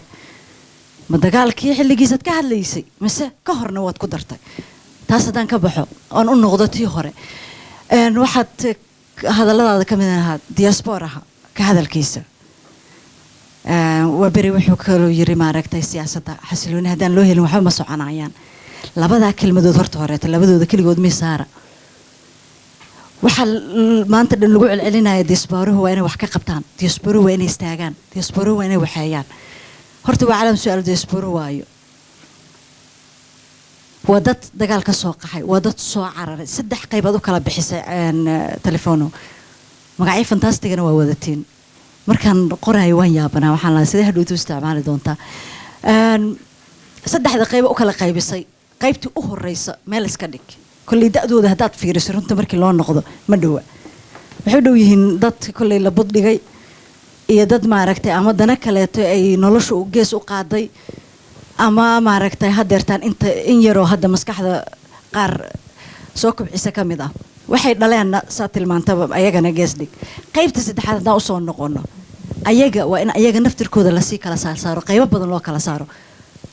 qaybtaas markii laba loo dhiga dhig waxaan dhihi lahaa waa dad ayaga u baahan garabka in kow la qabto horta intaan la dhihin war xagee ka soo jeedaa meeshaad ka soo jeeda wax u qabo wuxuu u baahan yahay asiga horta in iyo ayada wax lala qabto waa dad tabaalaysan waa dad ayaga iyo kuwa gudaha ku jira waxa kaliya isdheer yihiin caawa meeshu madaxiisa dhigaayo ayaan la dhihin xabada ama ka soo kordhacdaa wax kale ay ku kala duwan yihiin oo Ilaahay abuurta ma jirto haddaan marka diasporaha iyo definitionkiisa dib ugu laabano wadankii dhibaato kala taagan waxa la siyaasad xasilooni hal la helo waxaad ku mashquulsantiin qabiilkii sidoo kala baaba'san yahay horta toba wadan konton dhibaato ay miiska u saaran tahay sidee hal dhibaato wax looga xalliyaa konton leeyahay sidee hal xabba wax kuugu tartaa waxa la isku haystaa qabiil mid buu noqonaa sida aad sheegteen waa run caawa haddii laba isku dhacdo waa wada burbureen wixii la sameeyey markaad dhinac fiiriso haddana qadiyad maa meeshii ku jirta markaad dhinac kala fiirisana loolan baa meeshii ku jira ani waan tegey waxaan soo arkay waxaana malaysanin runtii loolanka qabiilka waan ogaa dagaalka waan ogaa laakiin loolanka meesha ka jira wuxuu yahay kuwa gudaha ku jira inay ayaga naftirkooda ay dareemayaan in lagu kor socday oo yaa ku kor socda diasporaha kuwa ka yimi ayagoo jandadahooda watay yimaadeen bay leeyihiin mas-uuliyiintii bay wada qabteen wadankiina wax uma qaban hadhowna haddii wadha jug yar dhacdo iriday ka baxaan intana miisadaha waxaa la wada fadhiyaa war kaalaya wadankii wax u qabtoo noqda bal horta definitionada dib ha loogu noqdo waa mahadsantihiin aad baa mahadsantahay waa isku dardaraynaa laba qof oo kale aan fursad siinaynaa hal maraan ka wada jawaabaynaa waa soo xiraynaa barnaamijka kulligeen waxaanu malaynaa waa daalanahay insha allah bismillahi raxmaan raxiim anugu yar baan doonayaa inaan u jawaabo shukri oo yidhi waanu ayaan badannahay waanuna ayaan darannahay waxaa lee shukri aadan ma ayaan bandidina waad ayaan darantihiin waxaad ku ayaan darantihiinna waxaa weeyaan anugu waxaan ahaa dadkii ka soo shaqeeyey ee wax ka soo qabtay ee waqtigii aad adigoo kale aan ahaa ku soo Soomaaliya wax ka soo arko raaxaday lahayd baan ogahay halkan waxaad ku tihiin waynu ognahay laba arrimood baad ku ayaan darantihiin waxay idin ayaan tiray kuwa idinka horreeyay mar annaga idin ayaan tirno waa kuwa idinka horreeyay baanu ahayno wixii aynu lahayn baanu burburinay oo markaa annaga idin ayaan tirnay maantana idinkaa is ayaan tirayoo waxa dhimanayaa miyaad maqasheen odayba halkaa ku dhintay waxa dhimanaya waa dhalinyaro idinkaa maantana is ayaan tirayoo ama al-shabaab ku dhinta ama ciidanka qaranka ku dhinta ama ciidan qabiil ku dhinta idinkaa is ayaan tirayoo idinkaa isbaabi'iyayoo waxa dhimanayaa ee dhimanaya waa idinka marka mar walba saasad u ayaan labada jirbood ayaan tirantihiinoo macaankii dalkiinu aydaan dhadhamin iyo idinka oo kuwa dhimanaya aad idinka tihiin labadaba saasad oo ayaan darantihiin ka tashada taasi waa mid haddaan usoo noqdo arrinta laga hadlayay ee ahayd maxay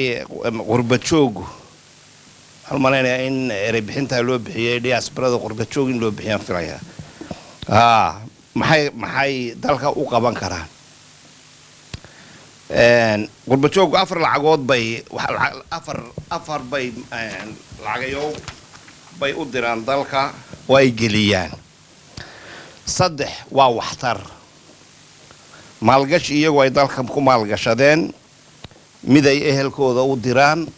iyo mid ay dalka ku caawiyaan oo waad aragteen dhakhtarro iyo dad masaakiin oo wax loo ururinaya iyo 3daasi waa waxtar laakiin ta ugu badan ee ugu daran waxa weeyaan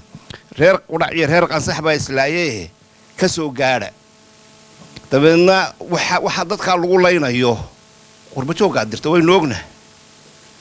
ta waxa dalka lagu leynayo qurba joogga dirta taasidii wax looga qaban lahaa baan u malaynayaa inay fiican tahay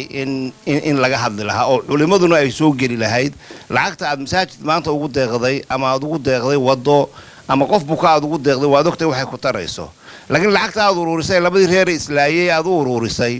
ama dawladii oo aad ka soo horjeesato oo aad tiraahdo anaga wasiir baan noogu tirinoo aan odayaal anigoo kale ay direen dhalinyaradii loo uruuriyay aad baa mahadsantahay taas aan yar ku noqdo aan dhameeyo radwaan oo isugu hal kelmad aan odhanayaa wadannimadu uu shukri sheegay de wadannimada qabiilnimo meel mooda geli karaan nationalism iyo tribalism meel mooda geli karaan marka wadannimadu waxay naga qaaday oo ka xoog weynaaday qabiilnimada raalinayga ahaada waxaan aad ugu mahadnaqayaa dhalinyarada shirka soo qaban qaabisay bismillaahir rahmaanir rahiim magacaygu waa Saare Cali Cismaan waxaan hooyo Soomaaliyeed oo reer Norway ah su'aal ma horta waxaan aad marka hore ugu mahad celinayaa isbeed oo hawshan soo qaban qaabisay markastoo meeshaan imaanana wax ummadda Soomaalida aan uga baran Oslo wax ka duwan mar balkan ku soo bandhiga way mahadsan yihiin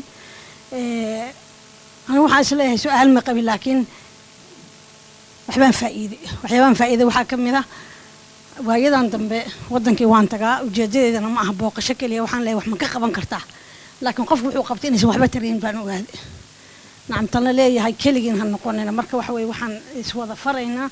inaan meeshay doonto waxa laga qabto Soomaaliya waa Soomaaliya in aan dadkeena dibadaha joogno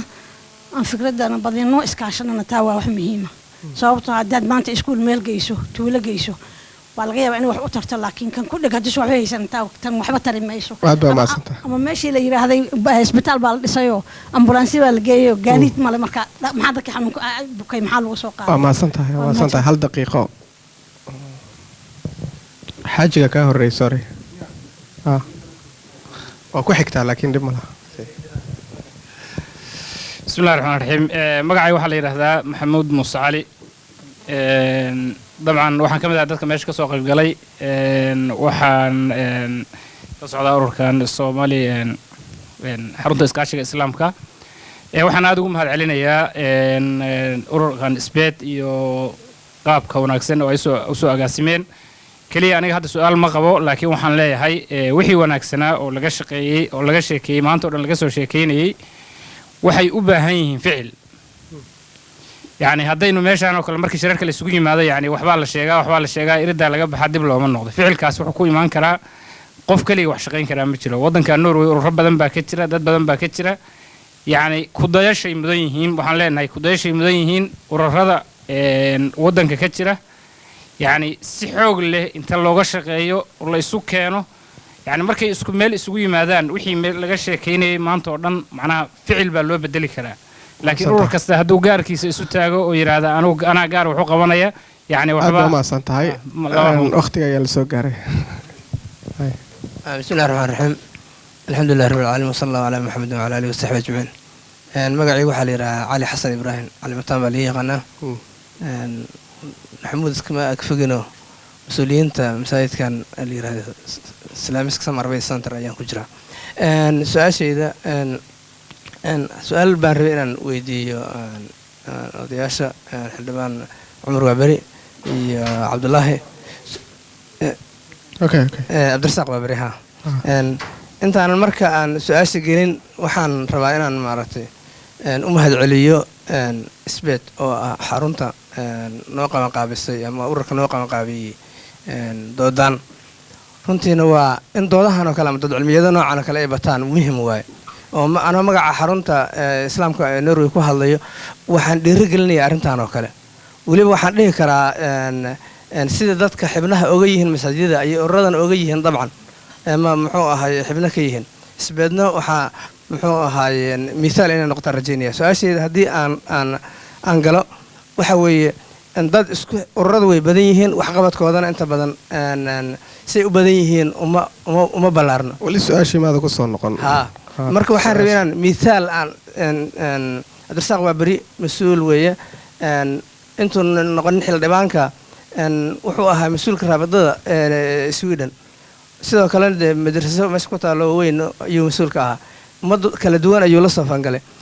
marka dunida waxaa ka jira isbedel toora carabiya misalan rabiic alcarabi su-aasha waqtiga u socda su-aashaan ku jira rabiic alcarabi misalan caalamka carabta ka dhacay misalan marka say misaal aan uga qaadan karnaa isbedelka noocaas oo kale ah oo xagga dhaqaale xagga iskaashi xagga nabadba ah mase maaragtay ma ka bixin kartaa suurad dadkii kala duwanaa ama carabta oo kale misalan aad ula shaqaysay qurba joogta ma ka qayb qaadan ma ku dayan karaan isbedelka okay baashi maxamed muuse la yiraahdo waxaana xildhibaan ka tirsan golaha deegaanka ee dalka Norway marka su-aashan runtii ku soo dhawaanaya wixii la oranayay waa la dhahay su-aashaydu waxa weeye sida aan u arko shirkii London kadib waxa adduunka ka go'an Soomaaliya ama had doonto ama ha iska daysay in dawlad loo dhiso dastuur loo dhiso marka way imanaysaa dawladda dastuurkuna wuu imanaya haykal dawladna wuu imanaya marka sidee bay Soomaalidu ula jaan qaadi kartaa oo ma la oran karaa waxaan inta la iska daayo hadalkan badan aan la iska xalaal iyo xaaraan ma la isku raaci karaa ma laga qisteeba habkeeba looga qaban karaa dawladda nooc kasta haatee marka dhammaantiin taag iskaal dheer haa waan idin leeyahay aan siiyo marka hore fursad labada خير جزاكم الله خير وما تنتين دمانتين لما كلمة بان ورنا إن شاء الله تعالى هذا كله سرع عليه هذا السؤالات طبعا كم شو بكريه يعني سؤال شو راك هندير ودمتين ودي الدماغ جزاه الله الخير يعني هو سؤال بهالندوكرة إن لك هذلو سيدي مارتي لولا في الجهة الدولة لكن مد بان ورنا إن شاء الله تعالى بقى الريموت مد وحويان مركان لهين قضية اللقالين كوردينيشن لو سميه ولا waxa shirkadaha waaweyn caalamka malaayiinta milyaarada haysta ayaa isu taga inka markasta marka suuq inuu soo yaraaday wax isku darsadaan ama telefoon ka shaqeeyay wax kale ka shaqeeyay ridwaan ma cabaar la markan inta nadooda la bilaabay cabaar la sheekeysanayo sideed telefishin online hadda waa fiicanti laakiin waxa la isku darsado wax la wada qabsado qof kale wax ma sameyn karayo قضية اللباد وحوية قضية قفك الصومالي إن لقى السمر وفي عنتي إنه ساس وصف لنقينه إنه شيء حوان تاني وإحنا كنا لكن وحياة بدر نكون في عنا يجري مركي قفك الصوماليات أن لقى السمر وقف مبدع ويان قف وحوي رنتي يعني حرب صمين كريه مركي لباد رمضان إن شاء الله تعالى جزاكم الله ألف خير. ما سنتهي أدنى هل دقيقة هاي. دقيقة. هتقول رأسك على. وما سنتين walaashay luul waxay tiri confusionku goormu bilowday confusionku aan waxaan isleeyahay dowladnimadeenu la dhashay laakiin marba marka dambeysay wuu sii dhaawacmayay kadibna wuu sii fogaaday arrinta ku saabsan dadka guduhiina inay diaspora ha rabin diasporihina la leeyahay wax qabta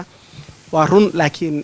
waxaa sababtu waxay tahay qofka diasporaha ay markuu gudaha tago ama skills buu leeyahay ama dhaqaalu wataa marka si sahla resource qofkii ma aragtay gudaha joogay uu fiirsanaya ayaad qaadanaysaa marka waxa weeye waa dagaal class ka dhaxeeyo weeye class marka waxay u baahan tahay classka dagaalkiisu iska jiri doonaa laakiin ugu dambeyn rules iyo regulation iyo dawladnimo marka la gaaro ayaa taa lagu xallin doonaa arrinta Soomaalinimada ani waxaan qabaa dadka Soomaaliyeed waxa ugu horeeya ay u baahan yihiin waxa weeye critical thinking in su'aalo badan aan isweydiino haddaanan su'aalo badan isweydiinay xal ma gaarino very simply waxaa suurtagal ah adoo meel fadhiya oday adeerkaabaa ku imaanaya wuxuu ku leeyahay reer hebel ayaa maanta dagaal nagu soo qaaday oo lacag keen waad iska bixinaysaa critical thinking muxuu ku leeyahay waa inaad su-aashaas hadalkaa oo adeerkaa ku yidhaa su-aal ka keentaa wax ka weydiisaa kala doodaa arrinta ma saxbaa morally ma khaldan tahay marka critical thinkingku waa waxa ugu horeeya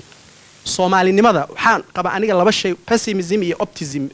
iyo qofku inuu pessimist noqdo iyo optimistic noqdo waa laba shay inaad mar walba qofka bini aadmiga ah ee damiir kale ama muslimka ana mar walba waa inuu optimistic noqdaa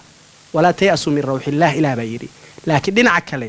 qofku waa inuu qof naqdi critical waa inuu la yimaadaa soomaalidu xaaladday marayso in la naqdiyo pessimism ma aha laakiin waxay kuu riixaysaa xalka rajaduna waa imaani soomaalina inay guulaysanayso waan ku qanacsanahay waa dad mid ah oo walaalo ah oo isku luqad ah iyo wiil iyo abtigiisa laakiin problema ku dhacay problemkaasna waxaa looga bixi karaa mar labaad maskaxdeena inaan dib uga shaqaysiino waana mahadsantiin asalaamu calaykum waraxmatullah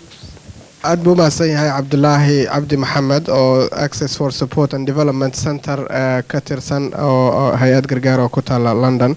sidoo kale cabdirasaaq waaberi ayaan u mahad celinaynaa oo ah mudane barlamaan oo ka tirsan dalka sweden dhammaan martida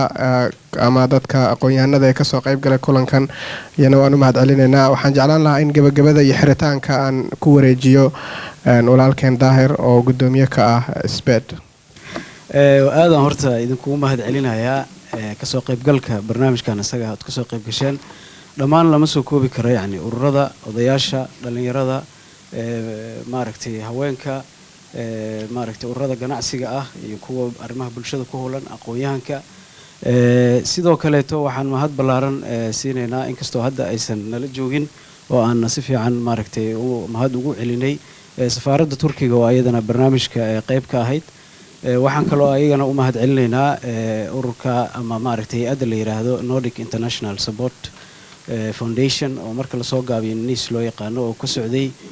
Christopher Edison ninkii la dhahayo halkan nala fadhiyay isagana barnaamij ka qayb qaatay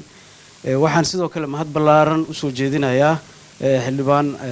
cabdirasaaq waaberi oo runtii maaragtay safar dheer iyo howlihiisa anagoo og haddana barnaamijkan dadaal badan ku bixiyey inuu maaragtay nagala qayb qaato oo nala najixiyo oo maaragtay sidoo kale cabdulaahi cabdi maxamed cabdulaahi telefoonku magac dheer oo runtii ah muxallil siyaasi ah hay-addaas maaragtay samafalka ee Soomaaliya ka shaqeysana wax ka qabto oo ka shaqeeyo mas'uuliyiinteeda kamid ah dhammaantiin waxaan idin leenahay aad iyo aad u mahadsantihiin talaabo kasta oo xaggeena u soo qaadeen waxaan ilaahay idinkaga baryaynaa inuu ajarkiina kor idinkaga qaado dambigiinana uu idin dhaafo waxaan ilaahay ka baryaynaa dhammaanteen in waddankeena ilaahay subxaanahu wa tacaala uu noo hagaajiyo isagoo aan lagu xirnaanin rabbi subxaanahu wa tacaala wax juhuuddeenna awoodeenna aan ku qaban karnaa ma jirto awalan qabla kulli shay annagoo wax walbaba maaragteen sabab kasta qaadanayno haddana waa inaan ilaahay tala saaranaa waa inaan isku kalsoonaanaa waa inaan markaa nidhaahnaa yes we can waan qaban karnaa waddankeena ma dhisi karnaa yes we can waan qaban karnaa waa dhisi karnaa wax maaragtay isbeddel waan samayn karnaa laakiin waxay u baahan tahay keliya rabitaan xooga iyo waxay u baahan tahay planning qorshe iyo isku xirnaasho aad iyo aad idinku mahad celinayaa aad iyo aad aan u mahadsantihiin barnaamijkan dareenka dadweynaha wuu sii socon doonaa dhowrkii biloodba mar baan qaban doonaa adreesadiina iimayladiina waa haynaa waa idiin soo diraynaa ugu yaraan intiina halka joogta wixii kan ka soo baxana akhbaaraadkiisa waa heli doontaan aad u mahadsantihiin shukran jaziilan mahadsantihiin